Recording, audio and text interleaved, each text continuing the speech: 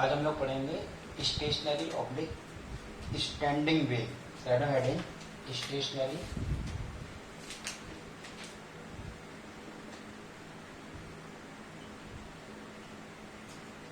या फिर स्टैंडिंग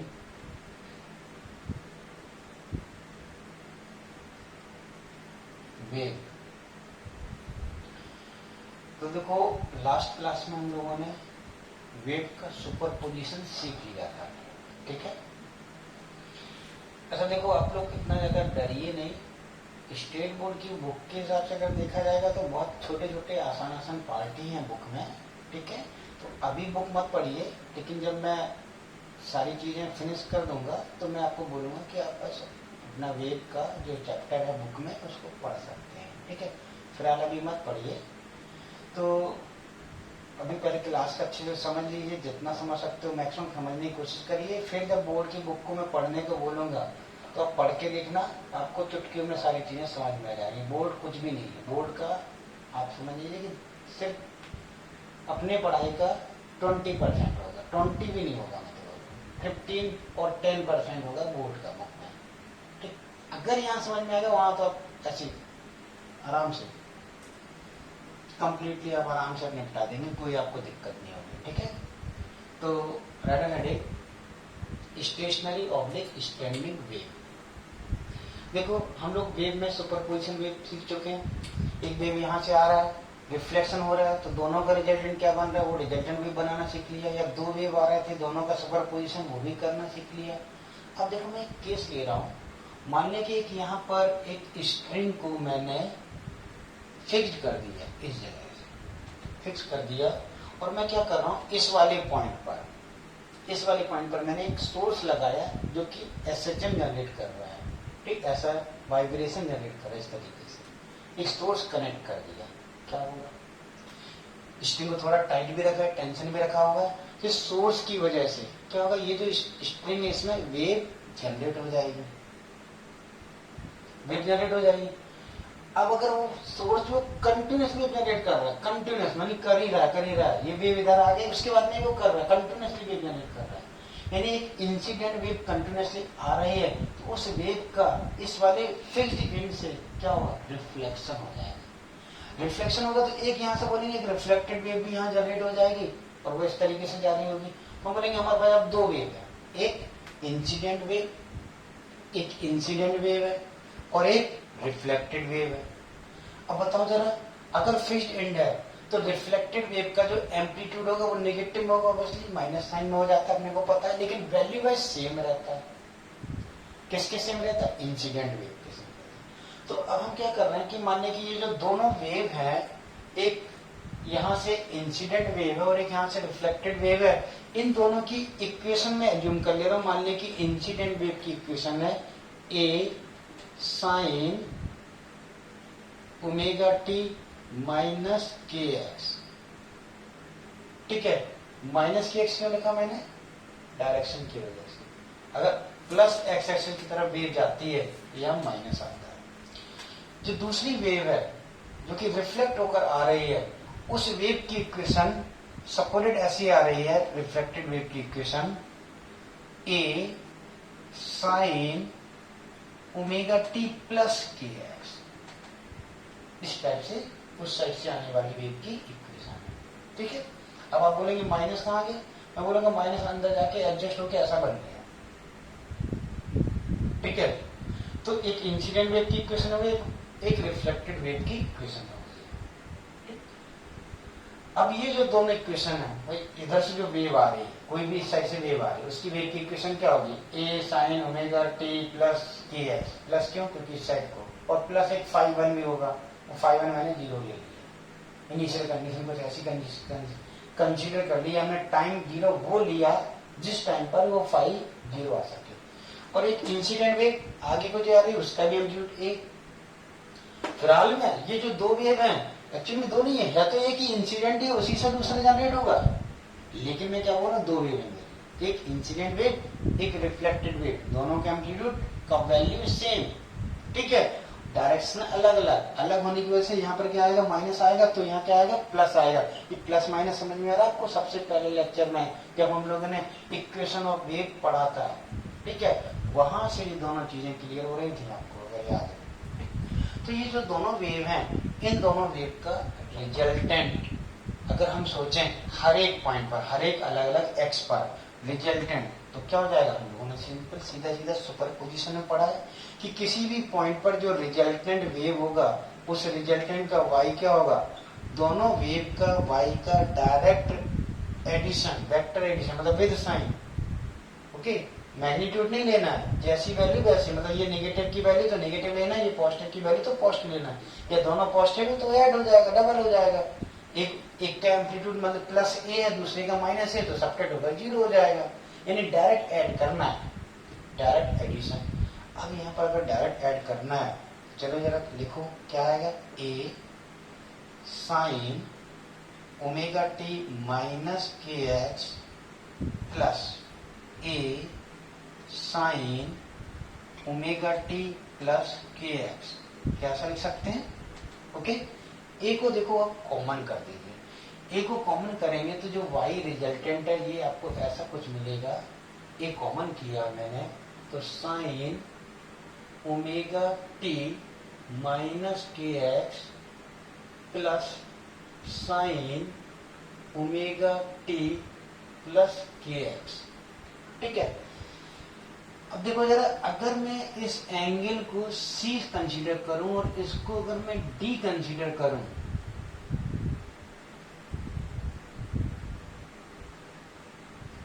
तो अगर मैं C और D दो एंगल कंसीडर करता हूं, तो आप याद करिए अपने पास ट्रिग्नोमेट्री में एक फार्मूला, मैंने ट्रिग्नोमेट्री में बहुत सारे फार्मूले लिखाए थे आपको इसेंशियल मैथमेटिक्स में, मैथमेटिकल टूल्स में। उसमें एक फार्मूला मैंने आपको लिखा के दिया था C प्लस डी का, sine C plus sine D का। याद है आपको क्या था? Sine C plus sine D, ये था आपका formula. 2 into sine C plus D by 2 into cos C minus D by 2, ऐसा फार्मूला था, ट्रिग्नोमेट्री का फार्मूला है। नीट वाले स्टूडेंट अगर आप भूल रहे हैं, इवन इस डेरिवेशन में आपको यहाँ साइड में ये फार्मूला ऐसे लिख लेना है और इसको अच्छे से रट के रखना है, क्योंकि अगर आप इसको रट के नहीं रखेंगे तो बोर्ड में डेरिवेशन नहीं कर पाएंगे। अच्छा, ओमेगा क्या है? ओमेगा है एंगुलर फ्रीक्वेंसी, ठीक है। मैंने दोनों को ओमेगा सेम क्यों रखा? इधर से वेव जो आ रही है तो इधर से आ रही है, सेम क्यों रखा? हम लोग ऑलरेडी पढ़ चुके हैं, क्या पढ़ चुके हैं कि जो इंसिडेंट वेव होती है उस वेव की वजह से ये वाला पॉइंट वाइब्रेशन कर रहा होता है, ठीक है। जो दो मीडियम बाउंड्री में जो पार्टिकल आता है उसका वाइब्रेशन इंसिडेंट की वजह से होता है, और वही पॉइंट ट्रांसमिटेड वेव और रिफ्लेक्टेड वेव जनरेट करने के लिए रिस्पॉन्सिबल होता है। यानी कि सेम फ्रीक्वेंसी से वो ट्रांसमिटेड वेव को जनरेट करेगा और उसी फ्रीक्वेंसी से रिफ्लेक्टेड वेव को जनरेट करेगा। दैट मीन्स जो मीडियम बाउंड्री का जो पॉइंट है उसकी जो फ्रीक्वेंसी है वही सेम फ्रीक्वेंसी आपकी ट्रांसमिटेड वेव की होगी और रिफ्लेक्टेड वेव की होगी। और इस वाले मीडियम बाउंड्री वाले पॉइंट की फ्रीक्वेंसी यानी वाइब्रेशन वो किससे मिलेगा? इंसिडेंट से मिलेगा। दैट मीन्स इंसिडेंट वेव की जो फ्रीक्वेंसी है वही मीडियम बाउंड्री वाले पॉइंट की फ्रीक्वेंसी होगी और वही रिफ्लेक्टेड वेव की फ्रीक्वेंसी होगी और वही ट्रांसमिटेड वेव की फ्रीक्वेंसी होगी। फिलहाल फिक्स्ड एंड है तो ट्रांसमिटेड वेव तो होगी नहीं, यानी सिर्फ रिफ्लेक्टेड वेव होगी जिसके एम्पलीट्यूड सेम रहेगा, आउट ऑफ फेज रहता है, सेम एम्पलीट्यूड रहेगा। ये जो एम्पलीट्यूड है सेम एम्पलीट्यूड है लेकिन फ्रीक्वेंसी सेम है, तो फ्रीक्वेंसी सेम तो ओमेगा भी सेम होगा। भाई ओमेगा क्या होता है? ओमेगा इक्वल टू होता है 2 पाई इंटू एफ, फार्मूला होता है ना ओमेगा का। ओमेगा इक्वल टू क्या होता है? 2 पाई इंटू फ्रीक्वेंसी, ठीक है। टेक्स्ट बुक में एफ की जगह उन्होंने एन लिखा हुआ है, कंफ्यूज नहीं हो जाना। अभी मैं आपको पढ़ने के लिए बोलूंगा, लेकिन जब मैं बोलूंगा तभी आप पढ़ना बुक को, अभी बुक को टच मत करना, ठीक है। जब मैं बोलूंगा तभी पढ़ना है। ओमेगा इक्वल टू क्या होगा? 2 पाई एफ, ठीक। दोनों का ओमेगा सेम, क्यों सेम? भाई इंसिडेंट से रिफ्लेक्टेड बना तो ओमेगा सेम। एम्पलीट्यूड क्यों सेम? हम लोग पढ़ चुके हैं कि फिक्स्ड इंड से जब रिफ्लेक्शन होता है तो एम्पलीट्यूड वैल्यू वाइज सेम आता है। इंसिडेंट का जो एम्पलीट्यूड होता है वही रिफ्लेक्टेड का आता है, बस माइनस लग के आता है, यानी आउट ऑफ फेज आता है। आउट ऑफ फेज की वजह से ये अपना डायरेक्शन वायरेक्शन सब बदल चुका है। ठीक है, रिलेशन हमने ऐसा ले लिया। ये जरूरी नहीं कि ऐसी हो दोनों इक्वेशन। यहाँ क्या हो सकता है, साइन ओमेगा टी माइनस के एक्स हो सकता है। यहाँ क्या हो सकता है, साइन ओमेगा टी माइनस के प्लस फाई हो सकता है। पाई की वैल्यू भी हो सकती है, फाई की जगह पाई बाई 2 भी हो सकता है, ऐसा भी हो सकता है। इवन एक साइन ओमेगा टी रहे, यहाँ कॉस भी हो सकता है। बहुत सारे केसेस हो सकते हैं, लेकिन मैं एक यही वाले स्पेशल केस ले रहा हूँ कि बाई चांस रिफ्लेक्टेड वेव की इक्वेशन अगर ऐसी है तो रिजल्टेंट क्या होगा। अगर कुछ और होगी तो भी हम लोग करके देखेंगे, वो भी सोच लेंगे कि अगर मान लिया कि रिफ्लेक्टेड वेव में यहाँ कॉस आ रहा है तो क्या होगा। ठीक है, या एक साइन है दूसरा भी साइन है, लेकिन यहाँ पर प्लस में कोई एंगल है 30 डिग्री तो क्या होगा। वो हर एक केस हम लोग सोच लेंगे, उसमें ज्यादा फर्क नहीं होता। तो ये जो केस है नॉर्मली हर एक बुक में मिल जाएगा, सीबीएसई बुक, स्टेट बोर्ड की बुक, हर एक बुक में यही स्पेशल आसान वाला केस देते हैं वो। तो हम भी आसान बात है सीधा करते हैं, क्यों कठिन उल्टा सीधा करेंगे। ठीक है, बहुत टफ हो जाएगी चीजें, वो हम कर लेंगे बाद में केसेस बनाकर। फिलहाल मैं भी इस तरीके से दो इक्वेशन तो लगा देते हैं सी प्लस बी। ओके, अगर मैं लगा दूं फार्मूले को तो यहाँ बताओ क्या आएगा आपको। ये ए तो ऐसा ही है, ये हो जाएगा 2 इंटू ये वाला 2 into sine C plus D. तो sine C plus D by 2। C plus D direct कर दूं क्या मैं, देखो जरा। सी और डी को ऐड करेंगे तो के एक्स कट जाएगा और क्या मिलेगा आपको, ओमेगा टी और ओमेगा टी, यानी कि 2 इंटू ओमेगा टी। ठीक है, और देखो जरा कॉस सी माइनस डी, तो cos C minus D by 2। तो सी माइनस डी करेंगे अगर, तो इसमें अगर मैं इसको सब्ट्रैक्ट करूं तो यहाँ माइनस लग जाएगा और यहाँ माइनस लग जाएगा। ये वाला माइनस इस वाले से कैंसिल हो जाएगा और ये दोनों माइनस के होने से ऐड हो जाएंगे, -2 के एक्स हो जाएगा। ठीक है, अब देखो इस 2 से 2 को कैंसिल कर सकते हैं, इस 2 से 2 को कैंसिल कर सकते हैं, यानी अपने को क्या मिलेगा 2a। मैं इसको पहले लिख दे रहा हूं, कॉस के x into sine omega T. अच्छा, मैंने यहाँ का माइनस हटा दिया। अब आपको याद होना चाहिए कि cos minus theta cos theta के इक्वल होता है, माइनस हट जाता है, एक ट्रिग्नोमेट्री से होता है। जेडब्ल्यू वालों तो पता ही होगा, इंजीनियरिंग वालों को मैंने सिखाया था, सॉरी नीट वालों को मैंने सिखाया था, आप याद करो। और अगर नहीं याद आ रहा है तो आप एक बार रिवीजन कर लेना। वो जो एंगल में कन्वर्जन, भाई कॉस माइनस थीटा को क्या लिखा था मैंने, कॉस 0 माइनस थीटा, और फिर वो जो 0 यानी रेफरेंस एक्सिस एक्स एक्सिस हो गया था और वहां से मैंने सिंप्लीफाई कर दिया था। ये क्या है आपका, ये देखो जरा, यहां से देखो ये टाइम के साथ बदल रहा है, ये टाइम के साथ बदल रहा है, और अलग अलग एक्स की वैल्यू डालने पर ये वैल्यू बदलती जाएगी। तो ध्यान से देखो जरा, ये देखो एसएचएम की इक्वेशन आ गई, something constant into sine omega T.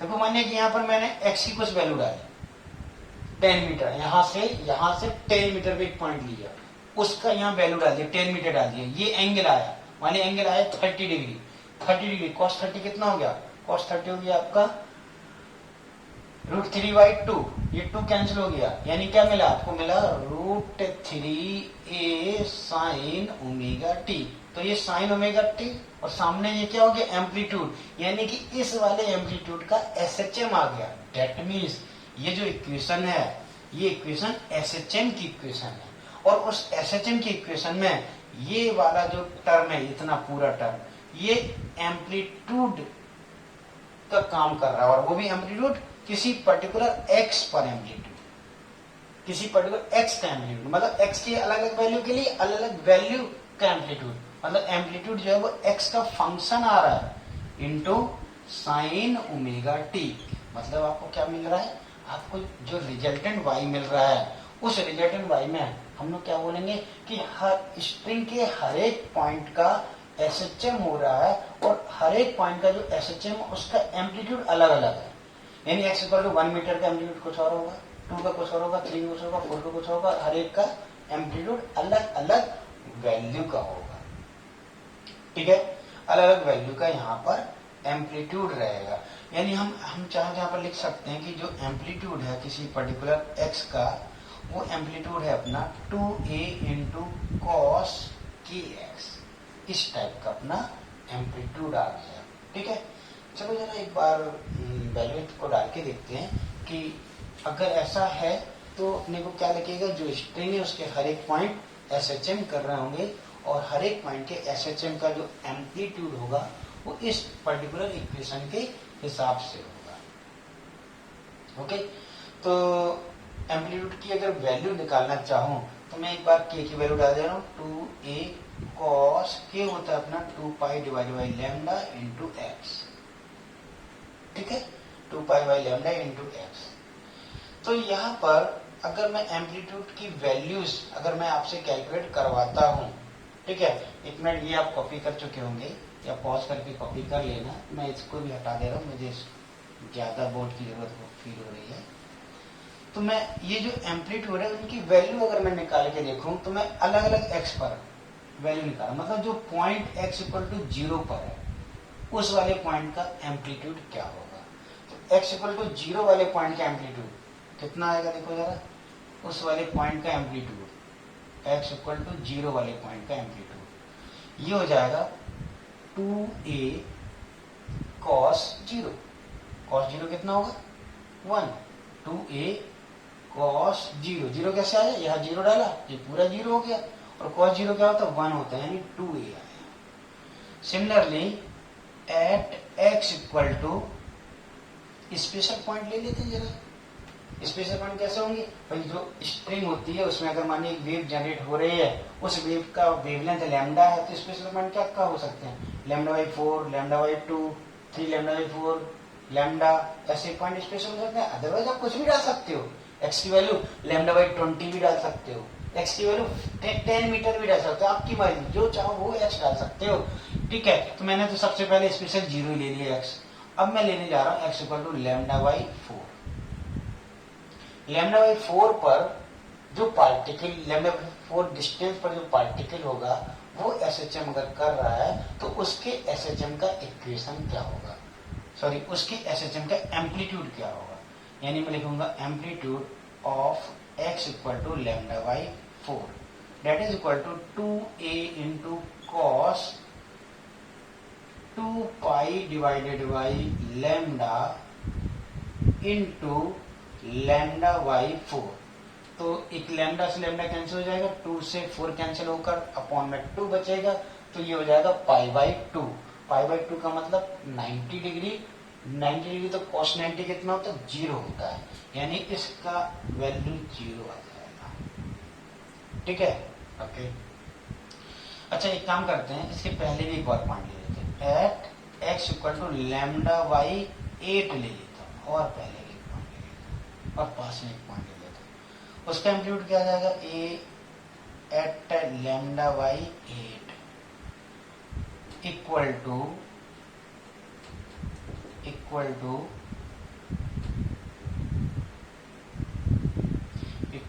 2a cos 2 pi divided by lambda into lambda by 8। Lambda से लैम्डा कैंसिल हो जाएगा, 2 से 4 8 कैंसिल होकर 4 हो जाएगा, पाई बाई 4, पाई बाई 4 मतलब 45 cos 45 होता है 1 बाई रूट 2, तो यहाँ पर cos 45 की जगह 1 बाई रूट 2, ऊपर 2 है नीचे रूट 2 है, यानी कि आ जाएगा रूट 2a। सॉरी, सिमिलरली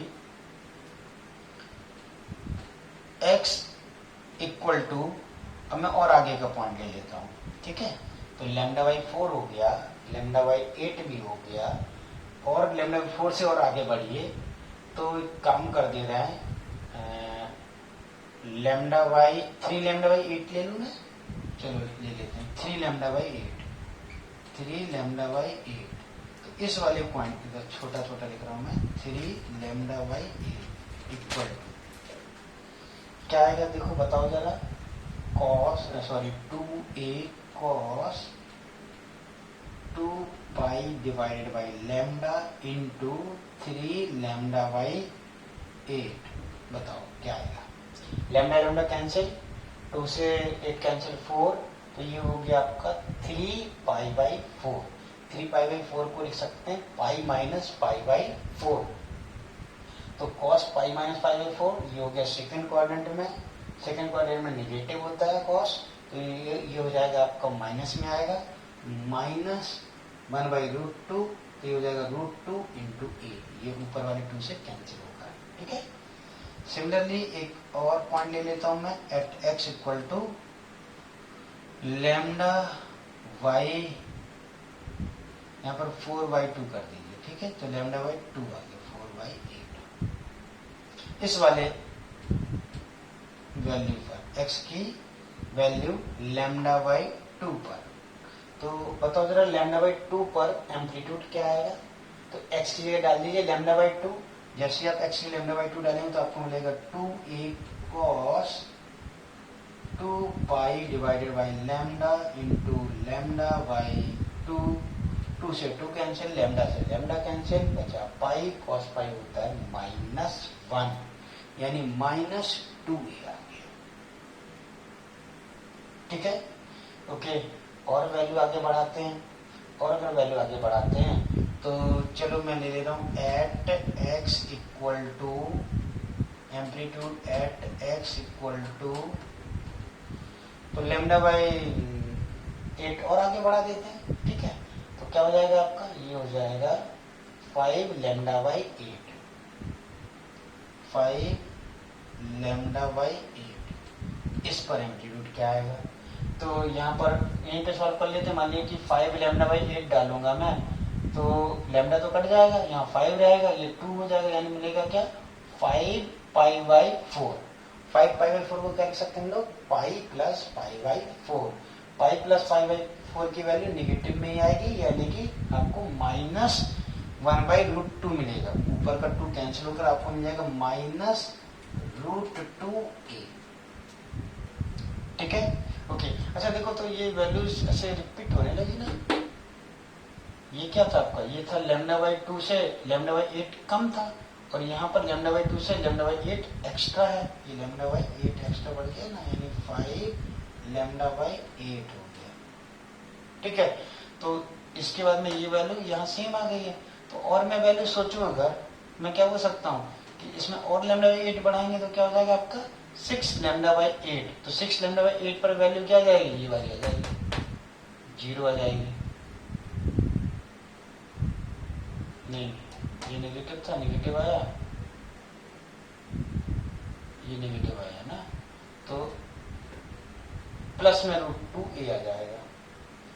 ठीक है, 6 λ/8 पर प्लस √2a आ जाएगा, और इसके बाद में 7 λ/8 पर आ जाएगा आपका 0, और फिर लैम्डा पर, तो लैम्डा पर क्या आ जाएगा, यहाँ लैम्डा अगर सिर्फ, तो लैम्डा लैम्डा कैंसिल, 2π cos 2π क्या होता है अपना 1 हो जाएगा, cos 2π 1 हो जाएगा, यानी कि ये वाला 0 वाला आ जाएगा।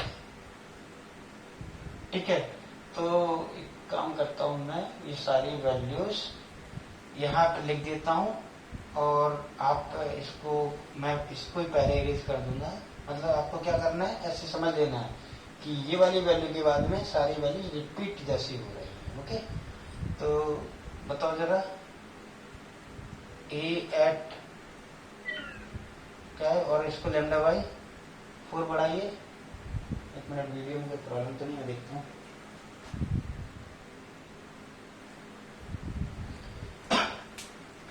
हाँ, यहाँ पर अरे एक बार ऐसे हो गया था, पूरा वीडियो मैंने बनाया और बीच में मेमोरी फुल हो गई थी, तो गड़बड़ हो गया, तो इसलिए देख लेना ज़्यादा सही है।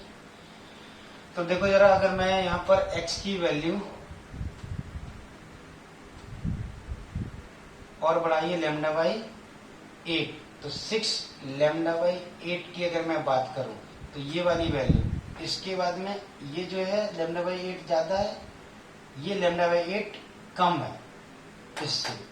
ठीक है, तो इसकी जो वैल्यू आई थी -√2 है, तो इस पर भी -√2 है। अब मैंने इस पर और λ/8 बढ़ाया, तो यहां से और λ/8 कम करें तो आ जाएगा √2a। ठीक है, फिर यहां से एक बार और इसके बाद में एक बार और लैम्डा बाई 8 बढ़ाएंगे तो यहाँ से और कम करेंगे तो ये वाली वैल्यू आएगी, यानी किस पर, x equal to amplitude at x equal to 7 lambda by 8, इस पर एम्पलीट्यूड आ जाएगा आपका 0 आ जाएगा।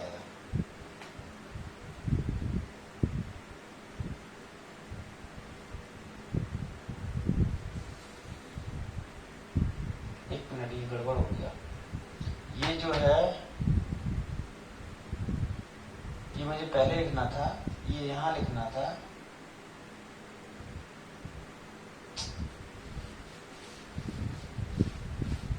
सॉल्व कर लेते, कोई दिक्कत नहीं, मैं सीधा फिर बाद में इरेज कर दूंगा। एम्पलीट्यूड एट, एक्चुअली में ये मैंने ज्यादा वैल्यू पहले ले लिया था, फिर कम वैल्यू सोचा था। सीक्वेंस ये है x equal to 0, x equal to lambda by 8, इसके बाद में x equal to lambda by 4, फिर है x equal to 3 lambda by 8, फिर है ये वाला, फिर ये वाला है। ठीक है, तो सीक्वेंस यहाँ पर गड़बड़ हो गया, तो सॉल्व ही कर लेते हैं, बेटर है।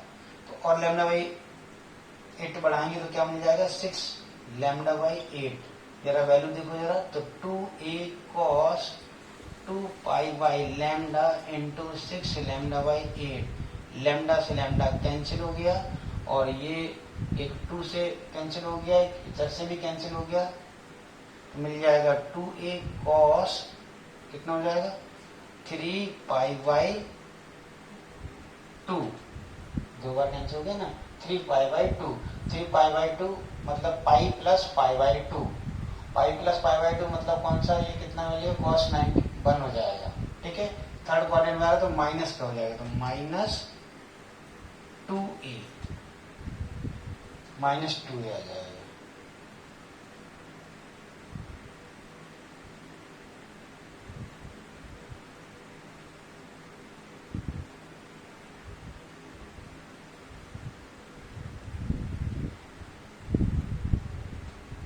लैम्डा बाई 3 लैम्डा बाई 4 पर, 3 लैम्डा बाई 4 पर माइनस 2a आ गया। ठीक है, ओके, और आगे बढ़ाते हैं। Amplitude at x equal to lambda by 8 को और बढ़ा दीजिए, इसमें से बढ़ा दीजिए तो मिलेगा आपको 7 लैम्डा बाई 8। इस वाले x पर अगर मैं एम्पलीट्यूड निकालता हूं तो अपने को मिलेगा 2a cos, और वैल्यू डाल देंगे, तो वैल्यू डालने पर मुझे मिल जाएगा 2 pi by lambda into 7 lambda by 8, ये लैम्डा कैंसिल, ये 2 कैंसिल, 4 हो गया, यानी आपको मिल गया 2a cos 7 pi divided by 4, 7 pi by 4, तो इसको लिख सकते हैं हम लोग पाई 2 pi minus pi by 4, 2 pi minus pi by 4। ठीक है, तो 2 पाई माइनस पाई बाई 4 की वैल्यू क्या हो जाएगी, फोर्थ क्वाड्रेंट में cos थीटा पॉजिटिव होता है, यानी ये हो जाएगा 1/√2, तो ये हो जाएगा √2a। तो 7 लैम्डा बाई 8 पर √2a आ गया। ओके, cos 0 नहीं, एक मिनट, ये गलत हो गया। cos 0 1 होता है, cos 0 1 होता है, cos 90 0 होता है। इस नेगेटिव तो आएगा लेकिन 0 यानी पूरा 0 ही हो जाएगा। ठीक है, ये गलत हो गया, करेक्ट करिए जरा। cos 90 0 होता है ना, तो 2 pi plus pi plus 90 degree, यानी थर्ड क्वाड्रेंट में आया, लेकिन cos 90 आया तो वो 0 हो गया। ठीक है, और ये कितना आ गया, √2a आ गया। अब और आगे बढ़िए, x amplitude at x equal to lambda, lambda का मतलब 8 लैम्डा बाई 8 कैंसिल, लैम्डा हो गया। इस पर अगर एम्पलीट्यूड निकालेंगे तो मिलेगा 2a cos 2 pi divided by lambda into lambda, lambda lambda cancel हो जाएगा, 2 पाई cos 2 पाई क्या होगा, cos 1 मतलब 2a हो जाएगी। ठीक है, तो मैंने क्या किया, 0 से लैम्डा तक के ले लिए पॉइंट, सारे 0 से स्टार्ट करके लैम्डा था। अब मैं आपके कॉपी में लिखा हुआ है, मुझे एक्चुअली में यहाँ पर वेव बनाना है, ड्रॉ करना है, तो मुझे वो पूरा पार्ट चाहिए और इधर वाला पार्ट में यूज वैसे भी नहीं कर सकता हूँ, तो मैं यहाँ पर थोड़ा शॉर्ट फॉर्म में लिख दे रहा हूँ, ठीक है। तो आप मुझे याद दिला देना वैल्यूज, और एक काम करूंगा मैं सीक्वेंस में लिखूंगा 0 फिर λ/8 फिर 2 λ/8 मतलब λ/4 और ऐसे आगे बढ़ाते हुए, ठीक है। तो amplitude at x equal to 0 0, amplitude at x equal to λ/8 at λ/8 is √2a, amplitude at x equal to λ/4 is equal to 0, λ/4 पर 0 आ रहा है, ठीक है। इसके बाद में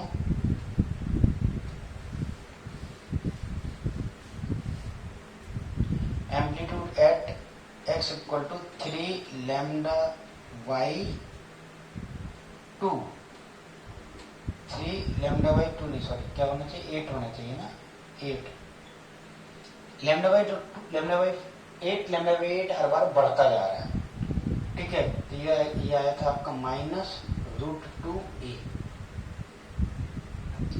ओके।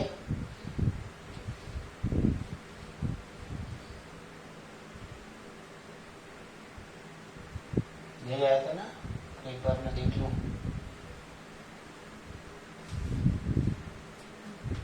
बाकी का यहाँ लिखा हुआ है amplitude at x equal to λ/2 that is equal to, ये भी हट गया, तो λ/2 पर 0 आया होगा,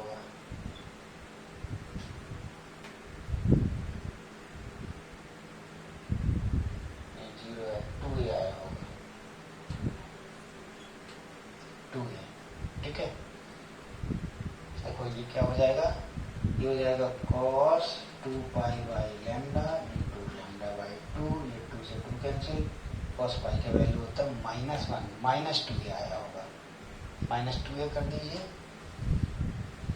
और फिर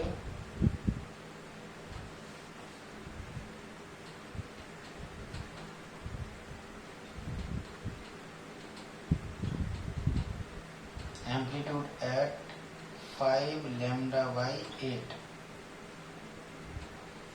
ये आया आपका -√2a,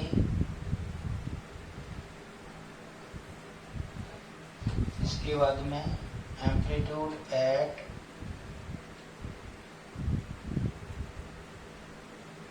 6 λ/2 8 सॉरी, तो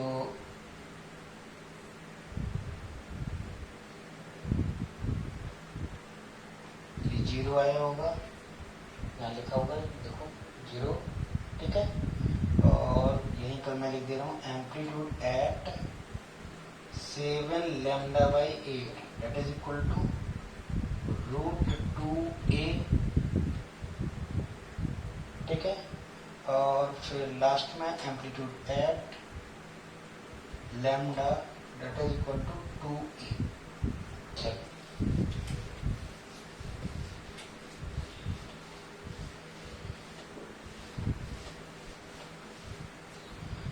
अब देखो जरा, यहाँ पर एक स्ट्रिंग है, ये स्ट्रिंग का यहाँ पर मान लिया मेरे x इक्वल टू 0 से यहाँ से स्ट्रिंग स्टार्ट हो रही है, तो हम लोगों ने जो दो रिफ्लेक्शन के बाद में यहाँ से रिफ्लेक्ट होकर वेव वापस आ रही है, दोनों को जब सुपर पोजिशन कर दिया तो अपने पास क्या आया, एक SHM की इक्वेशन आई, कुछ इस तरीके से SHM की इक्वेशन आई, y resultant equal to 2a into cos kx into sine omega t, ये SHM के लिए इक्वेशन आ गया। इस SHM का एम्पलीट्यूड क्या है, ये पूरा वैल्यू का एम्पलीट्यूड है, ऐसा इक्वेशन आया था अपना, ठीक है। तो हमने क्या बोला कि अलग अलग x वाला पार्टिकल SHM परफॉर्म कर रहा है और उसका एम्पलीट्यूड की वैल्यू भी अलग अलग है, ठीक है। फिर हम लोगों ने यहाँ पर हर एक पॉइंट के एम्पलीट्यूड को कैलकुलेट कर लिया। कैलकुलेट किया तो अपने को क्या पता चला कि जो x इक्वल टू 0 है, cos 0 2 ही आया था ना, जरा गलत लिख दिया, जरा देखो जरा टेबल में आप देख लेना। cos 0 1 होता है तो 2a हो जाएगा सीधा सीधा। ओके, तो x इक्वल टू 0 पर 2a आया, x equal to lambda by 8 पर √2a, x equal to lambda by 4 पर 0, x equal to 3 lambda by 8 पर -√2a, और फिर लैम्डा बाई 2 पर -2a, 5 लैम्डा बाई 8 पर -√2a, और ऐसा ये सब कुछ आपको मिल रहा था। तो यहाँ पर मान लिया कि पहला वाला जो है x इक्वल टू 0 वाला जो पॉइंट है, इस पॉइंट पर जो भी पार्टिकल है वो यहाँ SHM परफॉर्म कर रहा है, और उसके पार्टिकल के SHM का एम्पलीट्यूड कितना है 2a। ठीक है, इसके आगे देखो जरा अगला पॉइंट लैम्डा बाई 8, यानी यहां से ये x इक्वल टू 0 हो गया, यहां से ये x इक्वल टू 0 हो गया, यहां से लैम्डा बाई 8 डिस्टेंस पर जो भी पार्टिकल होगा वो भी SHM परफॉर्म कर रहा है, लेकिन उसका एम्पलीट्यूड कितना है √2a, यानी इसका एम्पलीट्यूड √2a है, √2a। ठीक है, यानी इससे कम 2a से कम √2a, ऐसा कुछ। तो ये ऐसे SHM परफॉर्म कर रहा है, इसका एम्पलीट्यूड कम है, √2a है। ठीक है, इसके आगे वाला x equal to lambda by 4 वाला जो पार्टिकल है उसका एम्पलीट्यूड 0 ही है, मतलब 0 एम्पलीट्यूड SHM कर रहा है, मतलब वही की वही है, 0 एम्पलीट्यूड। ठीक है, इसके बाद में x equal to 3 lambda by 8, ये हो गया x equal to lambda by 4। फिर अगला particle x equal to 3 lambda by 8, ये वाला। ये जो पार्टिकल है ये भी SHM परफॉर्म कर रहा है, लेकिन इसका एम्पलीट्यूड कितना -√2a। -√2a का मतलब क्या हो गया, एम्पलीट्यूड तो एक्चुअली में √2a है भाई। आप अगर इक्वेशन ऐसा लिखते हैं y equal to a sin omega t, या फिर -a sin ओमेगा t लिखते हैं, तब भी एम्पलीट्यूड तो a ही रहता है। ये माइनस क्या बताता है, माइनस बताता है कि पार्टिकल इनिशियली पॉजिटिव एक्सट्रीम की जगह कौन से एक्सट्रीम पर है, निगेटिव एक्सट्रीम पर है। SHM में याद करो आप, अगर माइनस लग जाता है तो वो क्या बताता है आपका, वो बताता है कि पार्टिकल पॉजिटिव एक्सट्रीम पर ना होकर निगेटिव एक्सट्रीम पर, मतलब टाइम को जब 0 डालेंगे, ठीक है, तो मान लीजिए यहाँ पर मैं cos लेता हूँ तो ये पॉजिटिव एक्सट्रीम की जगह निगेटिव एक्सट्रीम पर है। या फिर अगर साइन ही है तो साइन है अगर, तो हम क्या बोलेंगे कि पार्टिकल पॉजिटिव साइड में ना जाकर निगेटिव साइड में जा रहा है, इसका ये मतलब होता है। ठीक, तो यहाँ पर हम ऐसा सोच सकते हैं कि सभी में cos एम्पलीट्यूड जो था उसके हिसाब से अगर देखा जाए तो हम सभी पार्टिकल का अगर एम्पलीट्यूड देखें या एक्सट्रीम देखें, तो ये अगर पार्टिकल √2a पॉजिटिव एक्सट्रीम पर होगा तो ये वाला निगेटिव एक्सट्रीम पर होगा, लेकिन एम्पलीट्यूड √2a से ही कर रहा होगा, यानी SHM ऐसे ही हो रहा होगा इसका। बट हम सोचें अगर तो ये इधर होगा तो दूसरा यहाँ वाला पार्टिकल निगेटिव एक्सट्रीम पर होगा। सिमिलरली आगे बढ़ो, लैम्डा बाई 2 पर जो पार्टिकल है, 3 लैम्डा बाई 8 हो गया, इस टेबल में लैम्डा बाई 2, तो लैम्डा बाई 2 पर जो particle x equal to lambda by 2, इस पर जो पार्टिकल है उसका एम्पलीट्यूड -√2a है।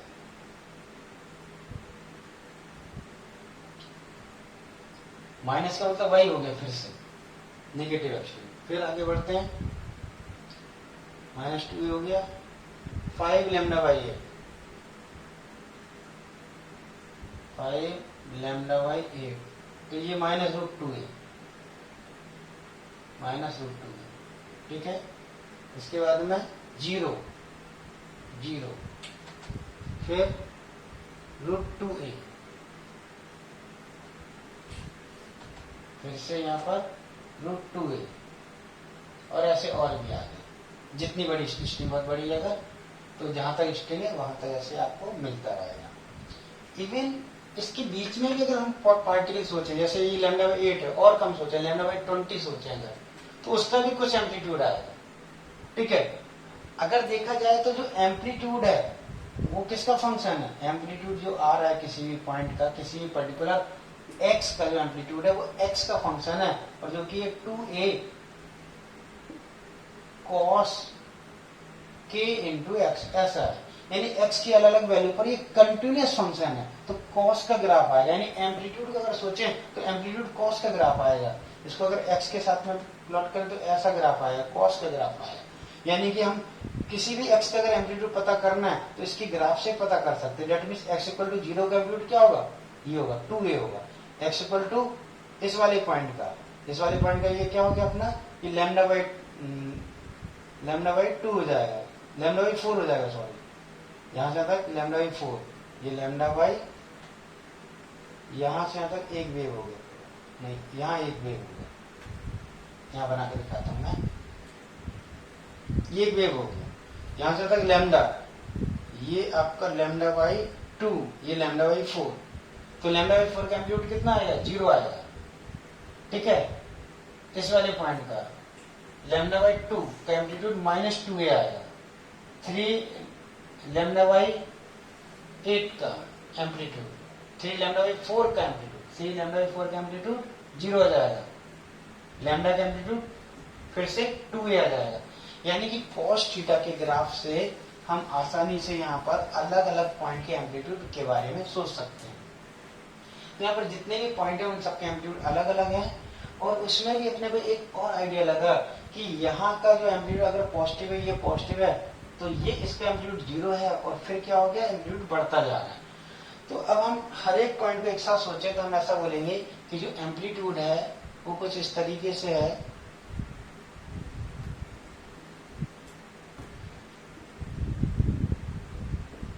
ऐसा। ठीक है, अब हम बोलेंगे कि ये जो पार्टिकल हैं, ये सारे के सारे पार्टिकल, ये वाला पार्टिकल ए एम्पलीट्यूड से ऐसे चम कर 2a एम्पलीट्यूड से ऐसे चम कर रहा होगा, यहाँ वाला उससे कम एम्पलीट्यूड से ऐसे चम कर रहा होगा, यहाँ वाला उससे और कम एम्पलीट्यूड से ऐसे चम कर रहा होगा, ये और कम एम्पलीट्यूड से, ये और कम होके कितना है, तो ये तो √2a एम्पलीट्यूड से ऐसे चम कर रहा है, ये वाला और कम, ये और कम, और ये वाला कम, और ये वाला 0 एम्पलीट्यूड से ऐसे चम करता है, यानी ऐसे चम कर ही नहीं रहा, वहीं रुका होगा। ठीक है, फिर ये और ज्यादा एम्पलीट्यूड, ये और ज्यादा, और ये वाला √2a एम्पलीट्यूड से ऐसे चम कर रहा है, फिर ये उससे ज्यादा एम्पलीट्यूड से ऐसे चम कर रहा है, ये उससे और ज्यादा एम्पलीट्यूड से ऐसे चम कर रहा है, और ये वाला 2a एम्पलीट्यूड से ऐसे चम कर रहा है। ठीक है, फिर ये उससे थोड़ा कम एम्पलीट्यूड से ऐसे चम कर रहा है, ये और उससे कम एम्पलीट्यूड से ऐसे चम कर रहा है, और ये वाला √2a एम्पलीट्यूड से ऐसे चम कर रहा है। इसके बाद वाला उससे कम एम्पलीट्यूड से ऐसे चम कर रहा होगा, फिर और कम से कर रहा होगा, और इधर वाला 0 एम्पलीट्यूड से ऐसे चम कर रहा होगा, फिर इसके आगे वाला थोड़ा ज्यादा एम्पलीट्यूड से ऐसे चम कर रहा होगा। तो इस तरीके से आपको हर एक पॉइंट, पूरी स्ट्रिंग में हर एक पॉइंट एसएचएम कर रहे हैं। ठीक है, और हर एक पॉइंट एसएचएम अगर कर रहे हैं तो इस तरीके से आपको स्ट्रिंग दिख रही होगी। ठीक है, अब ये तो अपने को पता चल गया एम्पलीट्यूड के बारे में। अब एक काम करते हैं कि हमारी जो इक्वेशन है उसके हिसाब से, इक्वेशन क्या था आपका, इक्वेशन था y resultant equal to 2a cos kx जो कि एम्पलीट्यूड था इनटू sin ωt, ऐसी इक्वेशन थी।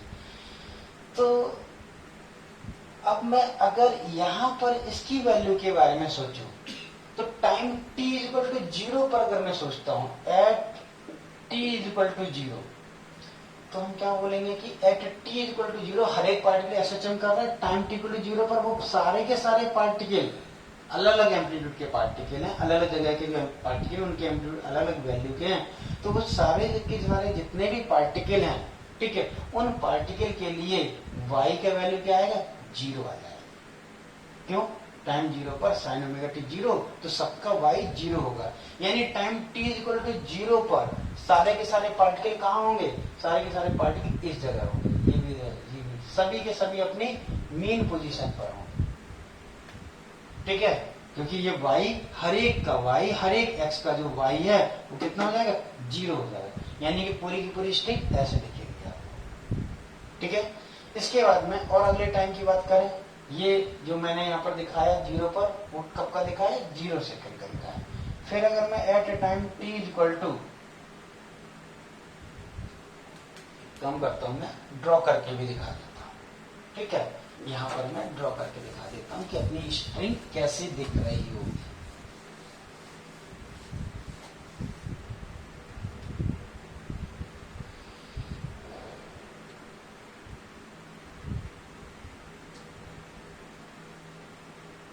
t इक्वल टू 0 पर स्ट्रिंग कैसे दिखेगी, कैसे दिखेगी?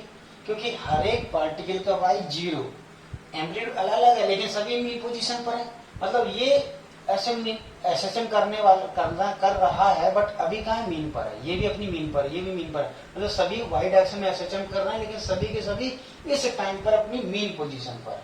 ठीक है, इसके बाद में ले लेते हैं, कोई और टाइम ले लेते हैं। चलो t y, capital T Y 8 ले लेते हैं। अगर कैपिटल टी वाई 8 ले लेते हैं तो यहाँ पर कैपिटल टी वाई 8 डालो जरा। ओमेगा क्या होता है, ओमेगा होता है 2 पाई बाई कैपिटल टी, और टाइम टी की वैल्यू अपने को डालनी है। तो टाइम टी की वैल्यू मैंने डाली टी बाई 8, यहाँ टी बाई 8 डाला, टी से टी कैंसिल हो गया, 8 से 2 कैंसिल हो गया, 4 हो गया pi by 4। Sign pi by 4 क्या होता है, साइन पाई बाई 4 होता है अपना 1/√2। ठीक है, यानी कि इस वाले टाइम पर जो y हो जाएगा वो हो जाएगा जो भी एम्पलीट्यूड है इनटू 1/√2। ठीक है, इसका मतलब क्या हो गया, इसका मतलब हो गया इस वाले टाइम पर, इस वाले टाइम पर हर एक अपने एम्पलीट्यूड का 1/√2 टाइम्स पर होगा। यानी ये वाला पार्टिकल इधर कहीं होगा, मतलब 2a नहीं होगा, कहां होगा, 2a/√2 इधर कहीं होगा। ये पार्टिकल भी, अगला पार्टिकल अपने एम्पलीट्यूड में √2 को डिवाइड करेंगे, वहां होगा। ये इधर होगा, कोई इधर होगा। जीरो वाला कहां होगा, वो 0 पे ही होगा। कौन सा जीरो वाला, जीरो वाले का मतलब मेरा x इक्वल टू λ/4 पर जो है उसका एम्पलीट्यूड 0 है। जीरो वाले का मतलब जिसका एम्पलीट्यूड 0 है वो तो यहीं पर होगा। फिर यहाँ पर नेगेटिव में एम्पलीट्यूड आ रहा है तो वो नीचे को होंगे। इस तरीके से ऐसा स्ट्रिंग दिखेगा, ऐसा स्ट्रिंग दिखता रहेगा। ओके, यानी स्ट्रिंग कैसा दिखेगा, स्ट्रिंग ऐसा दिखेगा, ऐसा दिखेगा। ठीक है, ओके। और ये तो कुछ दिखेगा नहीं इस समय, ये कुछ नहीं दिखेगा, स्ट्रिंग ऐसा दिखेगा। टी इक्वल टू 0 पर सीधा सीधा स्ट्रिंग ये आ गया आपका T equal to capital T Y 8 पर ऐसा स्ट्रिंग आ गया। अब ले लेते हैं कैपिटल टी वाई 4 पर स्ट्रिंग लेते हैं। कैपिटल टी वाई 4 पर कहाँ होगा, यहाँ पर कैपिटल टी वाई 4 डालिए। कैपिटल टी वाई 4 अगर मैं डाल देता हूँ तो अपने को जो y मिलेगा वो y आ जाएगा amplitude into T by 4, T से टी कैंसिल, 2 से 4 कैंसिल, pi by 2, sine pi by 2, sine 90, sine 91 होता है, यानी ये 1 आ गया। दैट मीन्स सारे के सारे पार्टिकल अपने एक्सट्रीम पोजीशन पर होंगे, एम्पलीट्यूड वाली डिस्टेंस पर होंगे, उनका y एम्पलीट्यूड के इक्वल होगा। दैट मीन्स ये वाला पार्टिकल 2a पर होगा, यहाँ वाला पार्टिकल तो 0 पर ही, उसका एम्पलीट्यूड ही 0 तो वो यहीं पर होगा। यानी स्ट्रिंग कैसे दिखेगी, अभी ये 2a पर दिखेगा, ये भी ऊपर, ये भी ऊपर।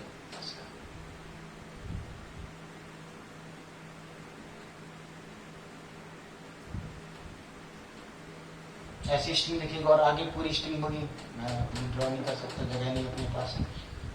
ठीक है, तो स्ट्रिंग कुछ ऐसी आपको दिख रही हुई टी बाई 4 पर। और आगे का टाइम लेते हैं, और आगे का अगर मैं टाइम लेता हूं तो चलो यहां मैं ड्रॉ कर देता हूं। टी बाई 4 हो गया। अभी कम करते हैं, सीधा टी बाई 2 ले लेता हूं। टी बाई 2 यानी कि क्या जाएगा, ओमेगा साइन ओमेगा की value 2 pi by T into T by 2, तो पाई आ गया। साइन पाई मतलब क्या हो गया आपका, 0 हो गया। यानी स्ट्रिंग फिर से कैपिटल टी बाई 2 पर स्ट्रिंग कैसे हो जाएगी, फिर से सीधी हो जाएगी, क्योंकि साइन 0 0 हो जाएगा। ओके, और फिर time T is equal to 3t by 8 ले लेता हूं अगर मैं, या 3t बाई 4 ही ले लेता हूँ सीधा सीधा। तो 3t बाई 4 पर क्या आ जाएगा, क्या था, साइन ओमेगा टी, ओमेगा की value 2 pi by capital T, और टाइम की वैल्यू 3t बाई 4। टी से टी कैंसिल हो जाएगा, 2 से 4 कैंसिल होकर 2 हो जाएगा, तो मिलेगा 3 pi by 2, sine 3 pi by 2 कितना आएगा, sine 3 pi by 2, third quadrant -1 आएगा। -1 मतलब क्या होगा कि ये जो पार्टिकल था ये +2a इसका एम्पलीट्यूड था, लेकिन इसका जो साइन वाला फंक्शन आया वो निगेटिव आया, यानी इस साइड होगा। यानी ये वाला पार्टिकल अपने लोअर एक्सट्रीम पर होगा, डेट मीन्स यहाँ पर होगा। ठीक है, तो अब मैंने इसे अलग अलग बना के दिखाया था। अब मैं क्या कर रहा हूँ, इन सभी को एक ही डायग्राम में ही ड्रॉ कर दे रहा हूँ। यानी कि मैं क्या दिखा रहा हूँ यहाँ पर, ये थोड़ा सा रेड में हटा ही देता हूँ।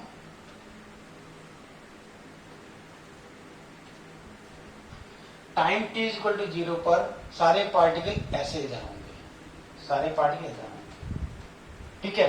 फिर time t equal to t/8 पर सारे के सारे पार्टिकल अपने एम्पलीट्यूड बाई √2 पर होंगे, नहीं यहाँ कहीं होंगे। उसको मैं ब्लू कलर से दिखा दे रहा हूँ।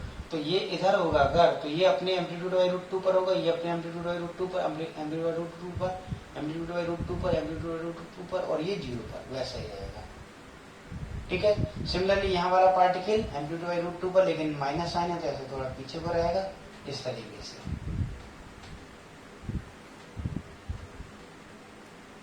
ठीक है।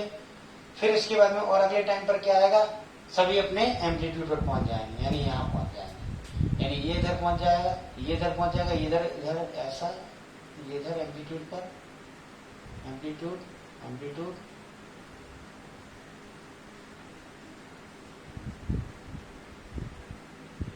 ऐसा हो जाएगा, ठीक है। फिर और अगले टाइम पर क्या होगा, ये वापस आ जाएगा इधर, ये इधर आ जाएगा, ये इधर आ जाएगा, ये इधर आ जाएगा, सारे वापस आ जाएंगे। और उसके अगले टाइम पर क्या होगा, सारे फिर से स्ट्रेट लाइन, ऐसे स्ट्रेट लाइन बन जाएगा, ठीक है। फिर और अगले टाइम पर क्या होगा, ये सभी नीचे आ जाएंगे, ये नीचे आ जाएंगे, ये नीचे ऐसे आ जाएंगे, तो यहाँ वाले ऊपर आ जाएंगे, कितनी डिस्टेंस पर, एम्पलीट्यूड बाई √2 पर आ जाएंगे सभी के सभी, ठीक है। और फिर और टाइम के बाद में कितना टाइम, 3t/4 पर सभी के सभी निगेटिव एम्पलीट्यूड, निगेटिव एक्सट्रीम पर होंगे, यानी यहां पर होंगे सभी,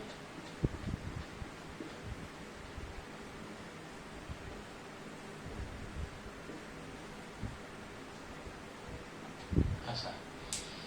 अब देखो ये जो कुछ भी हमने यहाँ पर ऑब्जर्व किया, इन सबको अगर एक साथ आप ऑब्जर्व करोगे, एक साथ ऑब्जर्व करोगे, तो देखो आपको क्या लगेगा, आपको ये लगेगा कि ये जो पार्टिकल है ये SHM परफॉर्म कर रहे हैं ऐसे, ठीक है, लेकिन इनका एम्पलीट्यूड अलग अलग है, इसका एम्पलीट्यूड इतना ही है, ठीक है, तो ये ऐसे ऐसे SHM कर रहा है, इसका एम्पलीट्यूड इतना है, ये छोटा एम्पलीट्यूड SHM कर रहा है, ये और छोटा, ये और छोटा, ये 0 एम्पलीट्यूड, ये फिर अलग अलग एम्पलीट्यूड से सारे SHM कर रहे हैं। इसके बाद में देखा जाए तो किसी पर्टिकुलर टाइम पर, टाइम t इक्वल टू 0 पर ऐसी स्ट्रिंग दिख रही है, यानी सभी के सभी पार्टिकल ये ऐसे इधर है, सभी एक अपनी मीन पोजीशन पर है, ठीक है, मीन पोजीशन एक्सट्रीम की तरफ जा रहे होंगे।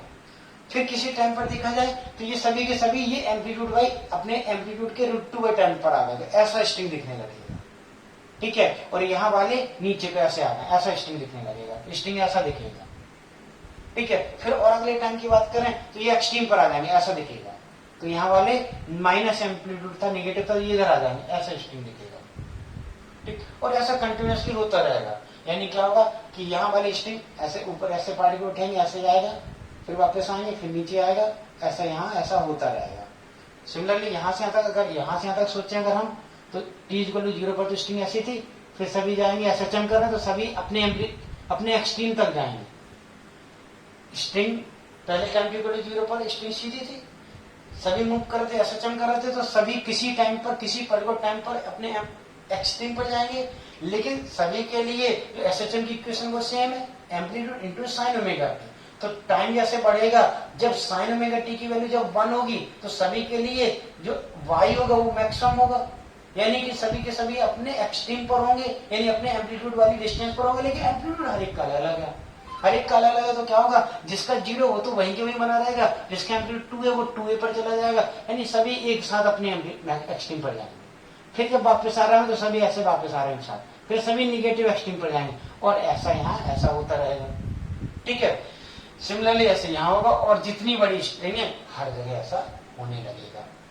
अब अगर हर जगह ऐसा हो रहा है, तो ये जो सब कुछ जो हो रहा होगा उसमें इनका ऊपर जाना, नीचे आना, ये सब होना, ये SHM के हिसाब से अगर देखा जाए तो एक टाइम पीरियड में ये सभी के सभी मीन पोजीशन एक्सट्रीम जाकर, फिर मीन में आकर, फिर नीचे वाले एक्सट्रीम में जाकर, फिर वापस आ जाएंगे एक टाइम पीरियड में, ठीक है। एक टाइम पीरियड में ऐसा हो रहा होगा। तो अब सोचो जरा कि अगर वेव में जो भी इस स्ट्रिंग में जो वेव जनरेट हो रही है, उसमें जो वेव का जो फ्रीक्वेंसी है वो मान लेंगे अगर 20 हर्ट्ज भी है, 20 हर्ट्ज कम हो गया, उससे ज्यादा होता है।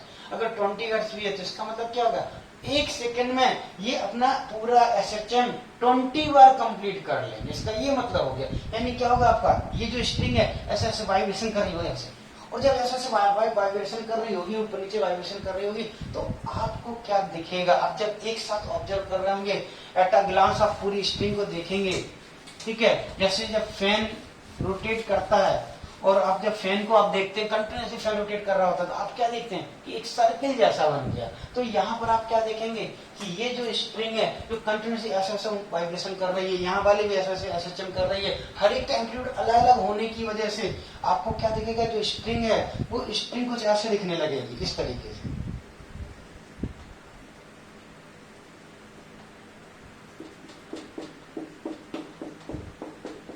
जैसे फैन नहीं सर्कल जैसा दिख जाता है, ठीक है। रियल में क्या है कि ये जो स्ट्रिंग है कभी ऐसी कभी ऐसी कभी ऐसी कभी ऐसी कभी कभी ऐसी कभी ऐसी ऐसे ऐसे होते होते ऐसे ऐसे कंटिन्यूसली हो रहा है, लेकिन आपको क्या दिखेगा, आपके ऐसे गुच्छा ऐसा दिखेगा, ठीक। यहाँ वाला पार्टिकल वहीं वहीं वाइब्रेट कर रहा है, ठीक। यहाँ वाला ऐसे 2A एम्पलीट्यूड से वाइब्रेट कर रहा है, ठीक। तो ये बहुत दूर तक जा रहा है, इसलिए यहाँ पर उठा हुआ दिखेगा। और ये क्या, यहाँ क्या हो रहा है, ऐसे हर एक पार्टिकल ऐसे एक्सट्रीम पर आएंगे, फिर और कम डिस्टेंस पर आएंगे, एक्सट्रीम से वापस मीन पोजीशन तरफ जा रहे हैं, ऐसे आते जाएंगे, फिर सभी मीन पोजीशन आ जाएंगे, फिर सभी नीचे को जाएंगे, एक्सट्रीम पर जाएंगे, फिर वापस आएंगे, फिर पॉजिटिव एक्सट्रीम पर जाएंगे, ये पॉजिटिव एक्सट्रीम, ये नेगेटिव एक्सट्रीम, और ऐसा कंटिन्यूसली होता रहेगा। यहाँ पर भी ऐसा कंटिन्यूसली होता रहेगा। तो कुछ पार्टिकल ऐसे होंगे जिनके एम्पलीट्यूड 2A होगा, और कुछ ऐसे होंगे जिनके एम्पलीट्यूड नहीं होगा, मतलब 0 होगा, ठीक है। तो उधर आपको क्या देगा, एक गांठ जैसी दिखेगी, छोटा मतलब बंधा हुआ, ऐसा दिखेगा कि ये यहाँ पर सब कुछ मतलब रुका हुआ है, नोट जैसा दिखेगा, ठीक।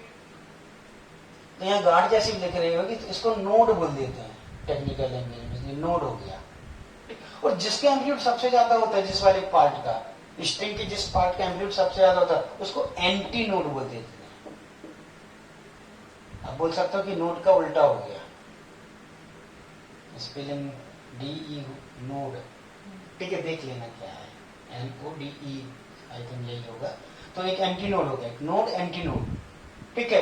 तो ऐसे पॉइंट, देखो क्या हुआ, एक स्ट्रिंग है, एक स्ट्रिंग में एक साथ 2 वेव हो गई, कौन कौन से, एक इंसिडेंट वेव, एक खुद की उसी की वजह से रिफ्लेक्टेड वेव, दोनों का हो गया सुपरपोजिशन, नेट रिजल्टेंट वेव आया एक। वो वेव कुछ ऐसा आया कि उसमें हर एक पार्टिकल का एसएचएम जैसा दिख रहा है, और उस एसएचएम में क्या हो गया कि कुछ पार्टिकल का एसएचएम का एम्पलीट्यूड ही 0 है, यानी वो बिल्कुल भी मूव नहीं कर रहा, वहीं के वहीं है। और कुछ ऐसे होगा स्पेशल वाले पार्टिकल जो कि 2A एम्पलीट्यूड से एसएचएम कर रहे हैं, और कुछ हर एक अलग अलग एसएचएम से एम्पलीट्यूड कर रहे हैं, और वो एम्पलीट्यूड भी हर एक का एक किसी फंक्शन की ट्रिग्नोमेट्रिक फंक्शन के हिसाब से वेरी कर रहा है, बदल रहा है। तो एक यहाँ पर एक आपको ऐसे लूप जैसे दिखते हैं, ठीक। यही जो लूप है, देखो अगर आप ऑब्जर्व करो तो कंटिन्यूसली जब आप ऑब्जर्व कर रहे होगे तो आपको ऐसे थोड़ी दिखेगा स्ट्रिंग, ऐसे थोड़ी दिखेगा, ऐसे ऊपर गया फिर और ऊपर गया फिर वापस आया, इतना आप ऑब्जर्व नहीं कर सकते। आपकी सुपरमैन जैसी आइज तो है नहीं है कि आप ऑब्जर्व कर पाओगे, ठीक है। स्लो मोशन में पिक्चर थोड़ी देख पाओगे आप, तो कंटिन्यूसली देखोगे। जब कंटिन्यूसली देखोगे तो आपको क्या लगेगा, जैसे फैन जब रोटेट करता है तो कंटिन्यूसली आपको क्या दिखता है, सर्कल दिखता है। तो यहाँ पर आपको क्या दिखेगा, ऐसा सॉलिड ऐसा दिखेगा पूरा, ये भी ऐसा दिखेगा, ये भी ऐसा दिखेगा, लेकिन आपको कुछ लगेगा नहीं, आपको क्या लगेगा, ऐसे ऐसे ऐसे लूप है कुछ, जितनी बड़ी स्ट्रिंग उतनी ज्यादा लूप, ठीक। और वो बस ऐसे रुके हुए दिखेंगे आपको, एक्चुअली बहुत तेजी से वाइब्रेशन हो रहा होगा, लेकिन आपको क्या दिखेगा, जैसे लूप गुच्छे से गुच्छे ऐसे बने दिखेंगे, यानी रुका हुआ दिखेगा, यानी स्टेशनरी दिखेगा। इसीलिए इस टाइप की वेव को हम लोग क्या बोलते हैं, स्टेशनरी वेव या फिर स्टैंडिंग वेव, ठीक। स्टैंडिंग मतलब रुकी हुई, खड़ी हुई, ठीक। स्टेशनरी मतलब वो भी रुकी हुई। तो स्टेशनरी वेव या फिर स्टैंडिंग वेव, इनका नाम दिया जाता है। जिस पार्टिकल का, जिस पॉइंट का एम्पलीट्यूड 0 होता है उनको हम लोग क्या बोलते हैं, उनको नोड बोलते हैं, और जिनका मैक्सिमम होता है उनको हम लोग बोलते हैं एंटी नोड। तो नोड और एंटी नोड, ये दो चीजें होंगी आपकी, ठीक है, ओके। अब देखो अपने पास ये जो पूरी स्ट्रिंग है, इस स्ट्रिंग में मान लीजिए हमने ऐसा कर दिया, कोई एक स्ट्रिंग को, इस स्ट्रिंग का मान लीजिए मैं इतना ही पार्ट ले रहा हूं, मतलब मैं ऐसा ले रहा हूं कि हमारे पास, अच्छा देखो डिस्टेंस बताओ मुझे क्या है, यहां से तक डिस्टेंस कितना है, λ/4, ये डिस्टेंस कितना है, λ/2, यहां से तक λ/4, और यहां से तक λ/2, फिर से ऐसे ही होता चला जाएगा। तो अगर मैं कोई एक ऐसी स्ट्रिंग ले रहा हूं जिस स्ट्रिंग में मैंने क्या किया, दोनों एंड को ऐसे फिक्स कर दिया, ऐसे फिक्स कर दिया, और मैंने जानबूझकर कुछ ऐसा किया कि मैंने यहाँ पर जो वेव जनरेट की उसमें मैंने वेवलेंथ को कुछ ऐसा रखा कि मेरा जो वेवलेंथ है, इस वेव में जो वेव जनरेट हो, मैं ऐसी वेव जानबूझ के जनरेट करना चाहता हूं कि जो मेरी वेवलेंथ है उस वेवलेंथ का हाफ, वेवलेंथ y2, ये वैल्यू L हो, मतलब स्ट्रिंग की लेंथ के बराबर हो। ऐसा मैंने जानबूझ के अगर जनरेट कर दिया, ठीक है, तो देखो क्या होगा, ये वाला पॉइंट फिक्स कर दिया मैंने, फिक्स्ड एंड हो गया, ये वाला पॉइंट भी फिक्स कर दिया, तो ये फिक्स्ड एंड है, यानी ये तो मूव कर ही नहीं सकता, मूव नहीं कर सकते, यानी वाइब्रेट अगर ये नहीं कर सकता, यानी इसका एम्पलीट्यूड कितना, जीरो। जीरो मतलब ये तो नोड होना ही होना है, और यहाँ पर भी नोड होना है, यानी दोनों एंड नोड ही होंगे। अब अगर दोनों एंड, स्ट्रिंग के दोनों एंड नोड होने हैं, ठीक है, तो अब ध्यान से आप देखो, दो नोड के बीच का डिस्टेंस कितना है, हम लोग इसको रट भी लेंगे। दो नोड है अगर, तो दो नोड के बीच का डिस्टेंस कितना होगा, देखो जरा, यहां से यहां तक का डिस्टेंस, तो ये कितना है, λ/4, और ये कितना आया था आपका, ये आया था λ/, ये कितना 5 है, 5 λ/8, तो 6 λ/8 था, यानी कि 3 λ/4, तो λ/3 λ/4 माइनस λ/4 कितना बचा, λ/2। तो दो नोड, कोई भी दो नोड है, उनके बीच का डिस्टेंस क्या, ऐसे समझ लो कि जो एम्पलीट्यूड था वो भी तो कुछ ऐसे वेव जैसे ही आया था ना, एम्पलीट्यूड भी तो कॉस का फंक्शन आया था, एम्पलीट्यूड कॉस का फंक्शन आया था अगर, तो हम क्या बोलेंगे कि यहां से यहां तक ऐसा एक वेव हो गया, यानी यहां से तक डिस्टेंस कितना हो गया, ये डिस्टेंस हो गया लैम्डा, ये डिस्टेंस लैम्डा हो गया, ठीक है, ओके। अब देखो जरा, उसका आधा कर रहे हैं, ये हो गया λ/2 हो गया, उसका और आधा कर रहे हैं, ये वाला, ये कितना हो गया यहां से तक, λ/4 हो गया, यानी कि एक एंटीनोड से नोड, एंटीनोड और नोड के बीच का जो शॉर्टेज डिस्टेंस है वो है λ/4, ठीक है, ओके। फिर से एक एंटीनोड, सॉरी, एक नोड और एक एंटीनोड के बीच का डिस्टेंस λ/4, एक एंटीनोड एक नोड के बीच का डिस्टेंस λ/4, यानी कि एंटीनोड और नोड के बीच का जो शॉर्टेस्ट डिस्टेंस होता है वो होता है λ/4, ओके, ठीक है, ठीक। और देखो समझो जरा, नोड और नोड के बीच का डिस्टेंस, ये नोड है और ये नोड है, तो देखो ये λ/4, ये λ/4, तो टोटल कितना हो गया, λ/2, यानी दो नोड के बीच का जो शॉर्टेज डिस्टेंस है, मतलब आजू बाजू वाले जो नोड है उनके बीच का डिस्टेंस कितना है, λ/2 है। सिमिलरली दो एंटीनोड, ये वाला एंटीनोड, ये वाला एंटीनोड, कितना डिस्टेंस, λ/2 है। तो कोई भी दो कंसेक्यूटिव यानी आजू बाजू वाले जो दो नोड होते हैं या दो एंटीनोड होते हैं, उनके बीच का डिस्टेंस λ/2 होता है, ओके। नोड और आजू बाजू वाले नोड और एंटीनोड के बीच का डिस्टेंस λ/4 होता है। अब मानिए मैंने यहाँ पर ऐसे जनरेट कर दिया, यहाँ से यहाँ तक ये दोनों नोड रहने हैं, और मैंने जानबूझ के यहाँ से यहाँ तक का जो लेंथ रखा स्ट्रिंग का वो λ/2 रखा, या ऐसा सोचो कि जो स्ट्रिंग है जिसका लेंथ L है, तो मैंने लैम्डा ऐसा रखा कि λ/2 L हो। अगर ऐसा है तो हम क्या बोलेंगे, पूरी स्ट्रिंग में ये दोनों पॉइंट नोड होंगे और एक एंटीनोड बनेगा। क्यों? क्योंकि दो नोड के बीच का डिस्टेंस कितना होता है, λ/2 होता है, तो एक एंटीनोड बनेगा और दो नोड हो जाएंगे, ठीक। अब देखो ये स्टैंडिंग वेव जनरेट कैसे होती है, वैसे तो हमने क्या बोला कि एक यहाँ से भेजा एक वहां से भेजा, दोनों एक दूसरे से सुपर इम्पोज हो गए और फिर वेव जनरेट हो गया। वैसे अगर मान लें कि हमने एक स्ट्रिंग को ऐसे टाइट करके रखा है, दो एंड पर टाइट करके रखा है, और इस स्ट्रिंग को मान लें कि मैं यहाँ से पकड़ के ऐसे इसको खींच के छोड़ देता हूँ, ये स्ट्रिंग ऐसे वाइब्रेट करने लगेगी, यानी कि हो क्या रहा है कि उस स्ट्रिंग में एक स्टेशनरी वेव जनरेट हो गया है, एक स्टैंडिंग वेव जनरेट हो गया। मैंने इस स्ट्रिंग को ऐसे दो एंड पर एक स्ट्रिंग बंधी हुई खींच के मैंने छोड़ दिया, तो यहाँ एक स्ट्रिंग वाइब्रेट करने लगी, इसका मतलब इस स्ट्रिंग में एक स्टैंडिंग वेव जनरेट हो गया है। वही जो वेव है, ठीक है, उसी वेव को अभी हम लोगों ने इतना मैथमेटिकल करके थोड़ा सा लॉजिक लगाकर दो वेव रिफ्लेक्शन में सब करके हमने सीखा, ओके, ठीक है। तो यहाँ तक आपने सब कुछ कॉपी कर लिया होगा। अब स्टेशनरी वेव को थोड़ा डिफाइन कर लीजिए. Write down. If a string is tight and fixed from both end,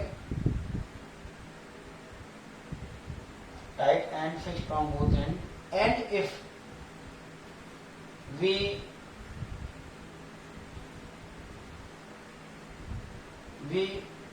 stretch midpoint of string and release, then we find string start vibration.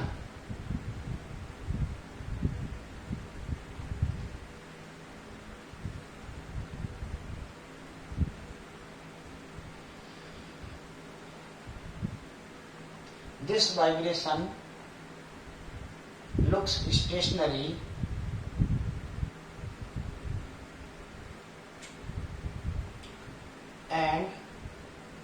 and this vibration is actually result of superposition of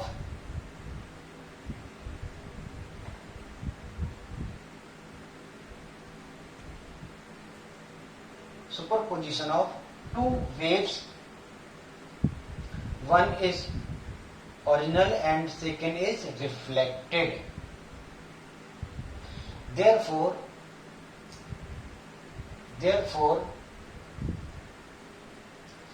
this type of wave is called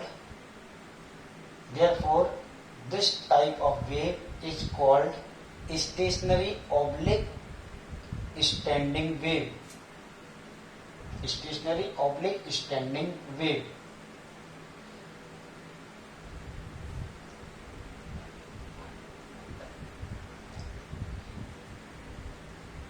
Next line लिखिए, write down.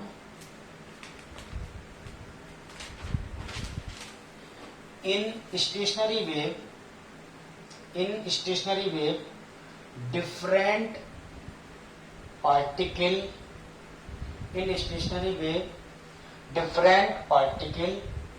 vibrates with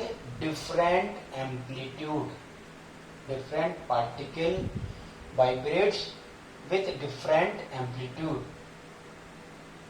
Some of which have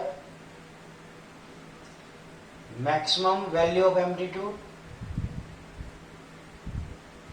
and some have minimum value of amplitude.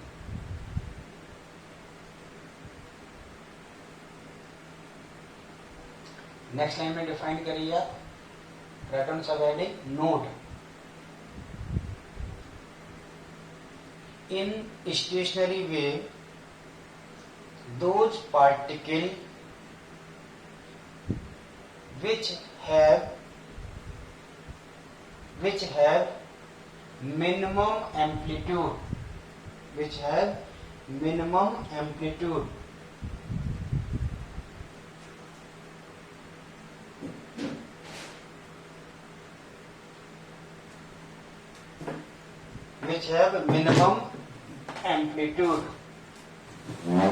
are called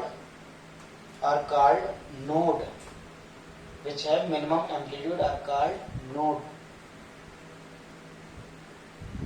Next heading किया antinode. Those particles which have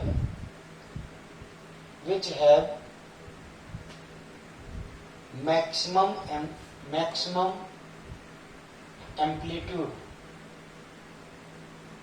are called antinode.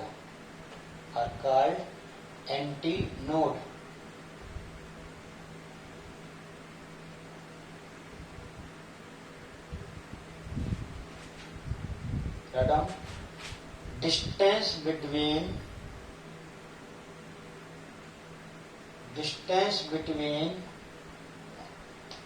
two consecutive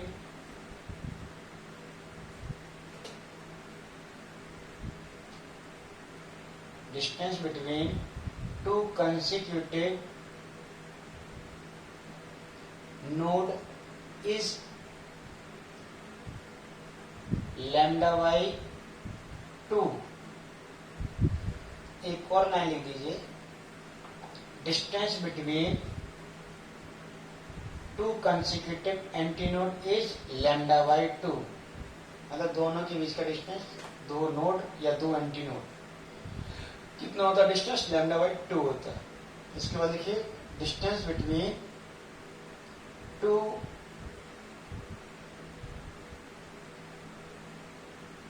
near by node and antinode is lambda by 4। यानी आसपास वाले node और antinode के बीच की distance lambda by 4 होती है।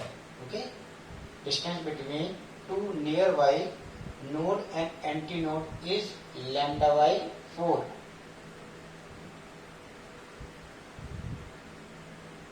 Is lambda by 4।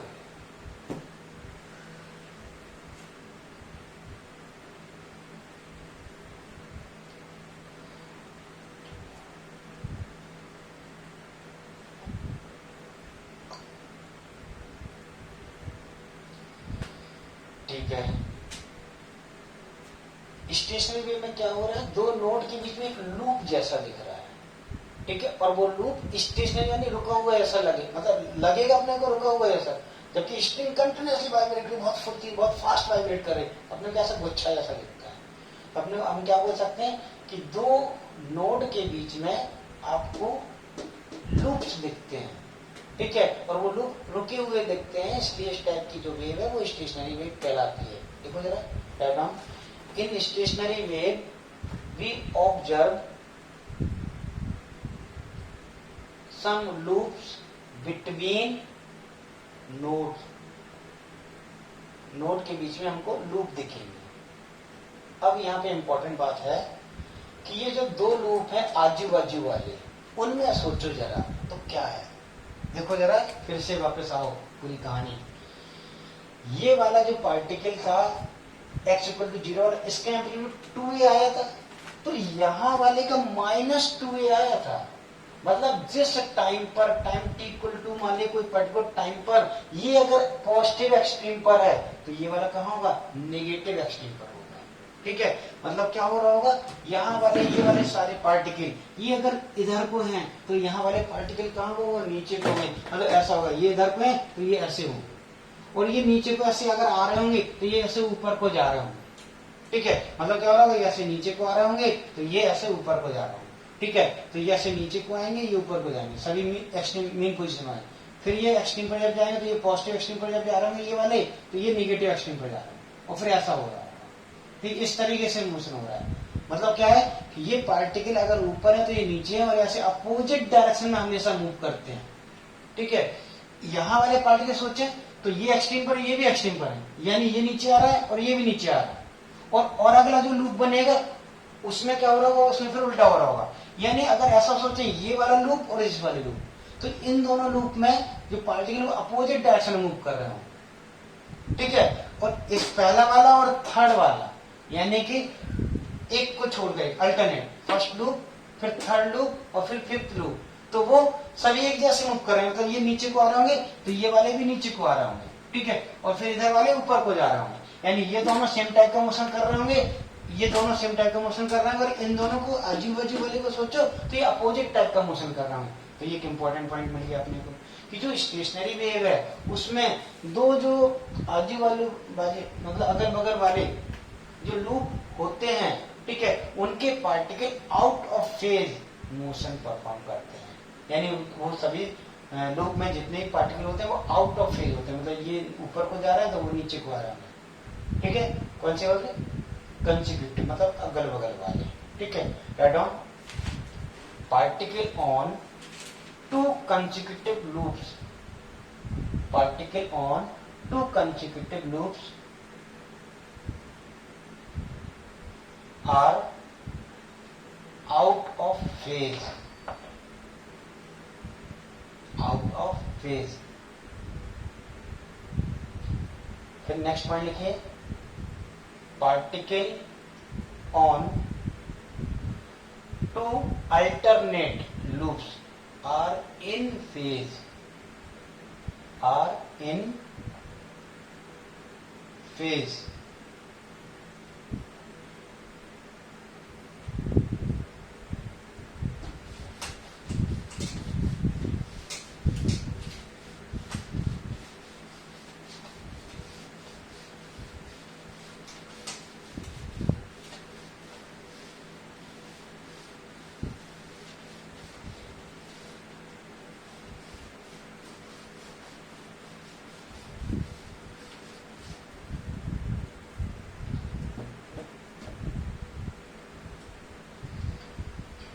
Okay, write down heading.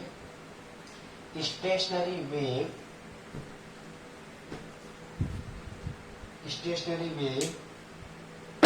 in case of a string fixed from both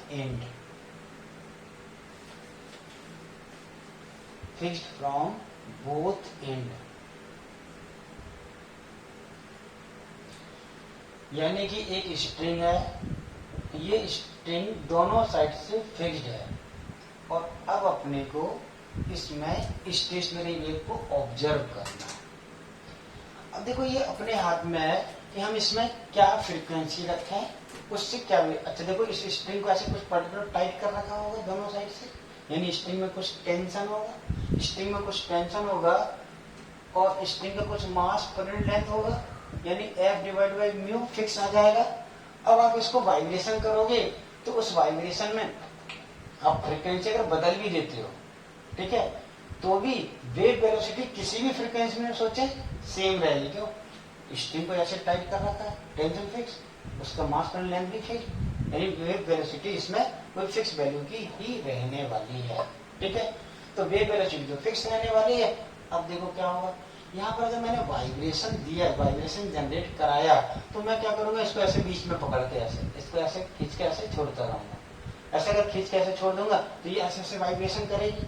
vibration जब string vibration करेगी तो इसमें फ्रीक्वेंसी कुछ होगी, किसी वेवलेंथ की वेव जनरेट हो रही होगी। तो वो जो वेव जनरेट हो रही है उसमें बहुत सारी पॉसिबिलिटीज हैं कि हमारा यहाँ पर नोड होना फिक्स्ड है, ये भी नोड होना फिक्स्ड है। तो हो सकता है कि स्ट्रिंग ऐसे बन रही हो, यानी कि हमने जो वेव जनरेट कराया उसका वेवलेंथ कुछ ऐसा स्पेशल रखा हमने, मान ली λ1 रखा, जिसका λ1/2 L है, मतलब दोनों फिक्स्ड हो गए और एक ही लूप बना। ठीक है, ऐसा हमने यहाँ पर वाइब्रेशन करवाया। अगर ऐसा वाइब्रेशन किया हमने तो यहाँ पर हम लोग क्या बोल सकते हैं कि इस पर्टिकुलर केस में, यहाँ लिख दे रहा हूँ मैं, साइड में लिख दे रहा हूँ, हमने क्या कह सके, स्पेशल एक वेवलेंथ लिया λ1 और उस λ1/2 की वैल्यू मैंने L रखी, जिससे कि आपको λ1 = मिल गया 2L।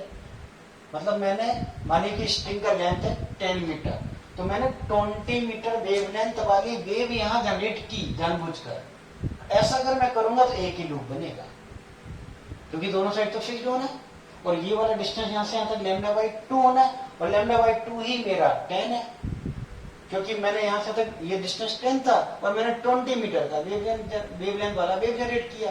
तो यहाँ से तक क्या होगा, λ/2 होगा, उससे कम तो हो ही नहीं सकता, क्योंकि दो तो नोड फिक्स होगा, तो दो नोड के बीच का डिस्टेंस λ/2 तो होना ही होना है। ठीक है, तो ऐसा वेव जनरेट किया। अब मैंने क्या किया, मालिक कुछ और अलग वेव जनरेट कराया, और मैंने कुछ ऐसा अरेंजमेंट किया कि यहाँ पर ये तो फिक्स होना है, ये भी फिक्स होना है, लेकिन एक बीच में और नोड बन गया और ऐसे लूप बन गया, यानी दो लूप बन गए। अगर दो लूप बन गए, इसका मतलब इन दो नोड के बीच का डिस्टेंस कितना हो गया, L/2 हो गया। या फिर सोचें तो ये λ/2 और ये भी λ/2, यानी टोटल डिस्टेंस ये वाला कितना हो गया, लैम्डा हो गया, 2 × λ/2। अच्छा, ये λ1 वेवलेंथ जनरेट कराया था, तो यहाँ कोई और वेवलेंथ की वेव जनरेट करानी पड़ेगी अपने, अगर लूप ज्यादा बनाने चाहते हैं। तो मान ली मैंने λ2 वेवलेंथ की वेव जनरेट कराई और मैंने बोला कि λ2/2 के दो लूप बन गए और दोनों लूप की टोटल वैल्यू लेंथ L होनी चाहिए, यानी कि लैम्डा 2 मेरा कितना हो गया एल के ऊपर। दैट मीन्स क्या है, मान ली स्ट्रिंग मेरा 10 मीटर का है, तो मैंने पहले क्या किया 20 मीटर वाली वेवलेंथ की वेव जनरेट कराई, तो एक लूप बन गया। और अब मैंने क्या किया कि 10 वेवलेंथ वाली वेव की अगर इसमें वेव जनरेट कराए तो 10 का आधा क्या हो गया 5 और 5, तो दो नोड के बीच का डिस्टेंस 5 हो गया। यानी टोटल 10 मीटर को 5 में दो लूप में डिवाइड कर सकते हैं हम लोग, तो 5 और 5 के दो लूप बन जाएंगे, λ/2 के दो लूप बन जाएंगे यहाँ पर। तो बोलेंगे कि इस वाले केस में ये पर्टिकुलर 5 लैम्डा कितना 10 मीटर वाली वेवलेंथ अगर हम जनरेट 10 मीटर वेवलेंथ वाली वेव अगर हम इसमें जनरेट करते हैं तो ऑटोमेटिक दो लूप बन जाएंगे, ऑटोमेटिक बन जाएंगे अगर हम ऐसी वेवलेंथ जनरेट करा देते हैं। ठीक है, सिमिलरली हम चाहते हो 3 लूप बना सकते हैं। 3 लूप के लिए क्या करेंगे, कुछ और वेवलेंथ रखनी चाहिए। तो अब बताओ क्या वेवलेंथ रखनी चाहिए कि 3 लूप बन सके। कोई बात नहीं, आप ऐसे बना के सोचो। अगर ऐसा सोचा आपने तो हम क्या बोल सकते हैं, ये कितना होता है λ/2 λ/2 यानी कि 3 λ/2, और लैम्डा कोई नया कुछ अलग बात तो बदल जाएगा वेवलेंथ। लूप अगर आपको नंबर ऑफ लूप बदलने हैं तो λ/2 की वैल्यू कम करते जाओ, λ/2 कम करेंगे तो नंबर लूप ज्यादा बन जाएंगे उतनी लेंथ में। उतनी स्ट्रिंग में अगर नंबर लूप ज्यादा बनाना चाहते हो तो छोटी वेवलेंथ वाली वेव जनरेट कराओ, क्योंकि दो नोड के बीच का डिस्टेंस से एक लूप बनता है, दो नोड के बीच से ही तो एक लूप बनता है, और दो नोड के बीच की डिस्टेंस होती है λ/2। तो λ/2 अगर कम होगा तो लैम्डा भी कम रखना पड़ेगा, और फिर नंबर ऑफ लूप बढ़ जाएंगे, यानी क्योंकि नोड पास पास आने लगेंगे। ठीक है, तो अब मैंने वेवलेंथ में बदल दिया, मैंने मान ली λ3 वेवलेंथ कर दिया, जिसके 3 लूप मिलाकर एल हो रहा हो, मतलब मेरी वेवलेंथ कितनी रही होगी λ3 इक्वल टू ये एल, सॉरी ये एल, तो 2l डिवाइडेड बाई 3। ठीक है, ऐसा हो गया। ओके, और चाहे तो मैं 4 लूप बना सकता हूँ। 4 लूप बनाना तो और थोड़ा λ/2 कम करना पड़ेगा, ऐसे 4 लूप बन गए। अगर 4 लूप बन गए हैं, ठीक, तो हम क्या लिखेंगे 4 इंटू लैम्डा, कोई नया वाला λ4/2 is equal to L, that means λ4 equal to 2l/4। Okay, ठीक है। तो ये जो सारे केसेस हैं, ऐसे और भी केसेस बनते चले जाएंगे। ठीक है, और भी ऐसे केसेस बनते चले जाएंगे। अब देखो, मान लीजिए कि जैसे गिटार होता है, तो गिटार में ऐसा वायर ऐसे टाइटली बंधा रहता है, उसमें भी अगर हम लोग चाहें तो टेंशन को ऐसे टाइट, ऐसे उसमें एक स्क्रू लगा रहता है, उसको टाइट करके टेंशन को बदल सकते हैं।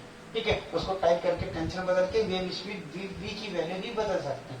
तो हमने मान ली कोई फिक्स वैल्यू भी रख दिया, अब उसमें हम लोग अलग अलग वेवलेंथ, अगर अलग अलग वेवलेंथ की, एक मिनट साथ वीडियो में कुछ प्रॉब्लम आ रहा है।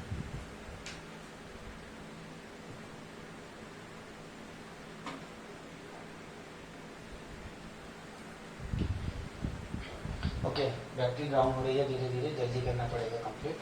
तो अलग अलग वेवलेंथ की वेव अगर हम जनरेट कराना चाहते हैं तो हम जनरेट करा सकते हैं।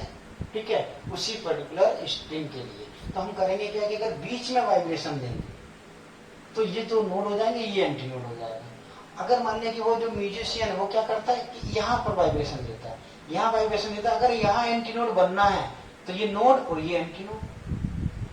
तो जो स्ट्रिंग है, जो गिटार की जो स्ट्रिंग है, उस स्ट्रिंग का अगर मैं बीच में खींच के ऐसे छोड़ता हूं तो बीच में एंटी नोड हो गया, तो ये की एंटी नोड, यहाँ नोड वहां नोड। ठीक है, यानी कि दो नोड होगा, बीच में एक एंटी नोड आ जाएगा। वही में अगर मैं इसको ऐसे बराबर एक हिसाब किताब लगाकर अगर मैं इस जगह से ऐसे खींच के छोड़ दूं तो यहाँ नोड बन जाएगा, सॉरी यहाँ खींच के, यानी मैक्सिमम अपने एम्पलीट्यूड दिया 2a छोड़ दिया, 2a वाला वैल्यू देकर छोड़ दिया, तो 2a से वो यहाँ वाइब्रेट करेगा, यानी एंटी नोड यहाँ बनेगा। नीचे यहाँ नोड है तो नोड एंटी नोड के बीच का डिस्टेंस λ/4 होगा, उसके हिसाब से पूरी स्ट्रिंग अगर डिवाइड करें तो नई वेवलेंथ वाला पूरे में ऑटोमेटिक बाकी लूप ऑटोमेटिक बन जाएंगे। ये λ/4, तो फिर λ/4 हो गया, यानी नोड अपने आप बन जाएगा, बाकी सब अपने आप जनरेट हो जाएगा। तो म्यूजिशियन जो होते हैं वो उनकी ऐसी प्रैक्टिस हो जाती है कि उनको ये जो गिटार है उसमें कहां से ऐसे वाइब्रेशन करना है, कितनी डिस्टेंस पर करना है। ठीक है, इवन अगर मान लिया कि स्ट्रिंग की जो टोटल लेंथ है वो भी बदलना है, तो ऊपर से अपना हाथ को कहीं और दबा देते हैं तो स्ट्रिंग का लेंथ कम हो जाता है। दो स्ट्रिंग के जो बीच के जो दो नोड है उसके बीच की डिस्टेंस बदल सकते हैं। तो कई तरीके से म्यूजिशियन जो है वो एक्सपर्ट हो जाते हैं लोग, वो लोग फिर इसका गिटार से या जो स्ट्रिंग है उससे अलग अलग साउंड वगैरह जनरेट कर देते हैं, अलग अलग टोन जनरेट करते हैं, ठीक है, यानी अलग अलग फ्रीक्वेंसी जनरेट कर देते हैं। अच्छा देखो, एक फ्रीक्वेंसी, वेव वेलोसिटी और वेव लेंथ, एक फार्मूला था ना, क्या था, v equal to F into lambda, याद आ रहा है? ऐसा एक फार्मूला हम लोगों ने बनाया था सबसे पहले लेक्चर में, पहले या दूसरे लेक्चर में बनाया होगा, पहले में बनाया था। तो इस फार्मूले से अगर मैं बोलूं कि v तो हर जगह कांस्टेंट है, चलो लैम्डा अगर मुझे पता चल गया 2l, यहाँ l, यहाँ 2l/3, यहाँ पर 2l/4, तो फ्रीक्वेंसी क्या निकाल सकते हैं? चलो जरा इस वाले केस में फ्रीक्वेंसी निकाल के देखता हूँ मैं। तो फ्रीक्वेंसी पहले वाले केस में f1 की वैल्यू क्या आ जाएगी, तो f इक्वल टू क्या हो जाएगा, यहाँ से देखो f इक्वल टू हो जाएगा v upon lambda, v upon lambda, तो लैम्डा की वैल्यू 2l, यानी v डिवाइडेड बाई 2l, ठीक है। तो इस वाले केस की फ्रीक्वेंसी क्या आ जाएगी, इस वाले केस की फ्रीक्वेंसी आ जाएगी v डिवाइडेड बाई l, ठीक है, v डिवाइडेड बाई l हो जाएगा। तो इस वाले केस की फ्रीक्वेंसी क्या हो जाएगी, इसमें आ जाएगी v divided by 2l, lambda से डिवाइड करना ना, लैम्डा है 2l/3, 3 ऊपर आ जाएगा। और इस वाले केस में फ्रीक्वेंसी क्या आ जाएगी, इस वाले केस में आ जाएगी v divided by 2l divided by 4, ठीक है।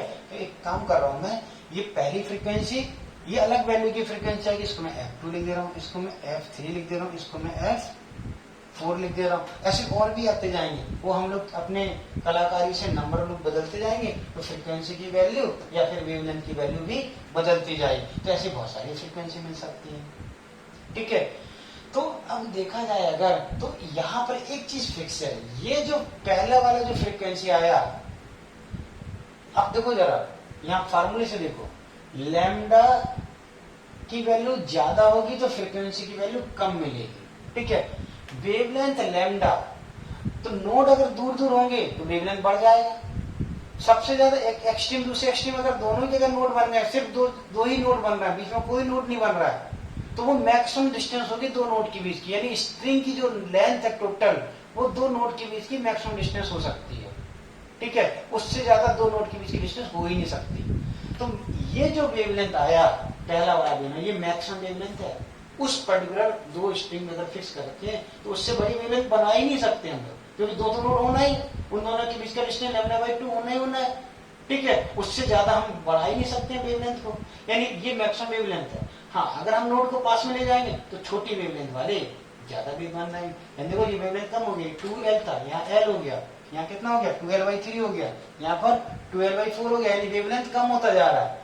और अगर वेवलेंथ ज्यादा है तो फ्रीक्वेंसी कम आता है, वेवलेंथ कम है तो फ्रीक्वेंसी ज्यादा आता है, यानी फ्रीक्वेंसी के हिसाब से सोचे हम लोग तो ये वेवलेंथ सबसे बड़ा था, तो ये फ्रीक्वेंसी सबसे छोटा फ्रीक्वेंसी, इससे कम फ्रीक्वेंसी इस स्ट्रिंग से जनरेट नहीं किया जा सकता है। सिमिलरली इस वाली स्ट्रिंग से भी इससे छोटी फ्रीक्वेंसी जनरेट नहीं कर सकते हैं, ठीक है, सॉरी, इससे छोटी फ्रीक्वेंसी हम यहाँ पर जनरेट नहीं कर सकते हैं। तो ये जो पहली वाली जो फ्रीक्वेंसी है, इसको हम लोग सबसे फर्स्ट फ्रीक्वेंसी बोलते थे, इससे कम फ्रीक्वेंसी हम जनरेट कर ही नहीं सकते। तो यहाँ पर जो भी इसको ऐसे वाइब्रेट करेंगे तो टोन जनरेट होगी, साउंड जनरेट होगा, ठीक। तो इस वाले को हम लोग, इसको हम लोग फर्स्ट, पहला जो जनरेट हो रहा है उसको हम लोग फर्स्ट हार्मोनिक बोल देते हैं, ठीक है। यानी जो पहली फ्रीक्वेंसी जनरेट हो रही है इसको हम लोग फर्स्ट हार्मोनिक बोल देते हैं। तो ये जो दूसरा वाला है इसको हम लोग बोल देते हैं सेकेंड हार्मोनिक,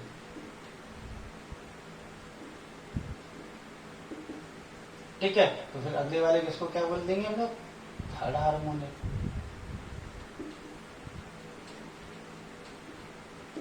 और अगले वाले क्या बोल देंगे हम लोग, फोर्थ हार्मोनिक। और ऐसे ही अलग अलग हार्मोनिक ऐसे होते चले जाएंगे, ठीक है, ओके। तो first harmonic, second harmonic, third harmonic. अब देखो इसको थोड़ा सा और सिंप्लीफाई करके लिखते हैं। यहाँ क्या v/2l है, इसमें क्या v/l है, इसमें क्या 3v/2l है, इसमें क्या 4v/2l, तो अपॉन में 2l अगर हर जगह कर दें तो ये सही से दिखने लगेगा। तो यहाँ 2 का मल्टीप्लाई करो, यहाँ 2 से डिवाइड करो, तो ये हो जाएगा 2v/2l, ये हो जाएगा आपका 3v/2l, ये हो जाएगा 4v/2l। तो सीधा सीधा हो गया। यहाँ पर कर दो आप 1v/2l, तो 1v/2l फर्स्ट हार्मोनिक हो गया। सेकेंड हार्मोनिक की फ्रीक्वेंसी क्या हो गई? 2v/2l हो गई। थर्ड हार्मोनिक की फ्रीक्वेंसी हो गई 3v/2l। फोर्थ हार्मोनिक की फ्रीक्वेंसी 4v/2l। और ऐसे हर एक हार्मोनिक की फ्रीक्वेंसी अपने को मिलती चली जाएगी। First harmonic, second harmonic, third harmonic, और ऐसे n हार्मोनिक हो सकते हैं, इनफाइनाइट तक हार्मोनिक हो सकते हैं। ठीक है। अच्छा, n हार्मोनिक होगा तो क्या मिलेगा आपको? nv/2l। चलो लिख देता हूं मैं, Fn इक्वल टू nv, आप अच्छे से लिख देना, मेरे पास जगह नहीं है, nv/2l। इसको कौन सा हार्मोनिक बोलेंगे? इसको बोलेंगे nth हार्मोनिक।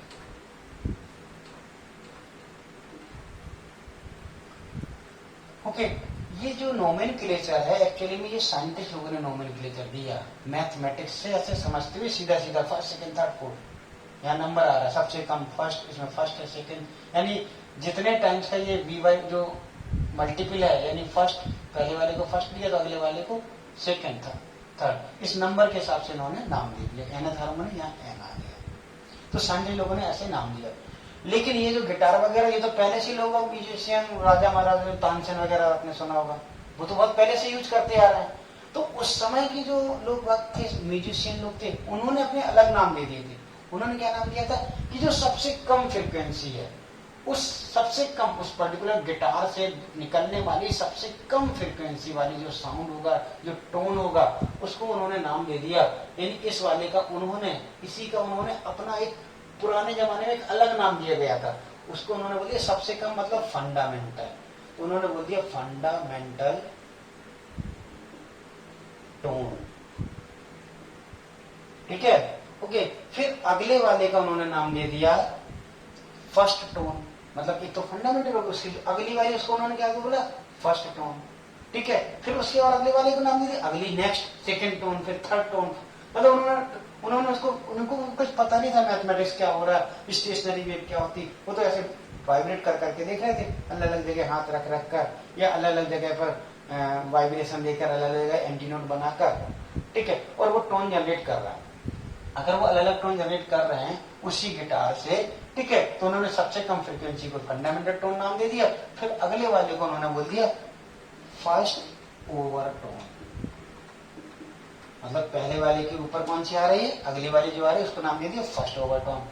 तो फिर नेक्स्ट वाली साउंड को उन्होंने क्या नाम दे दिया, फ्रीक्वेंसी को?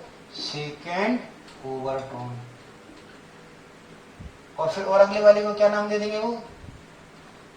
Third over tone.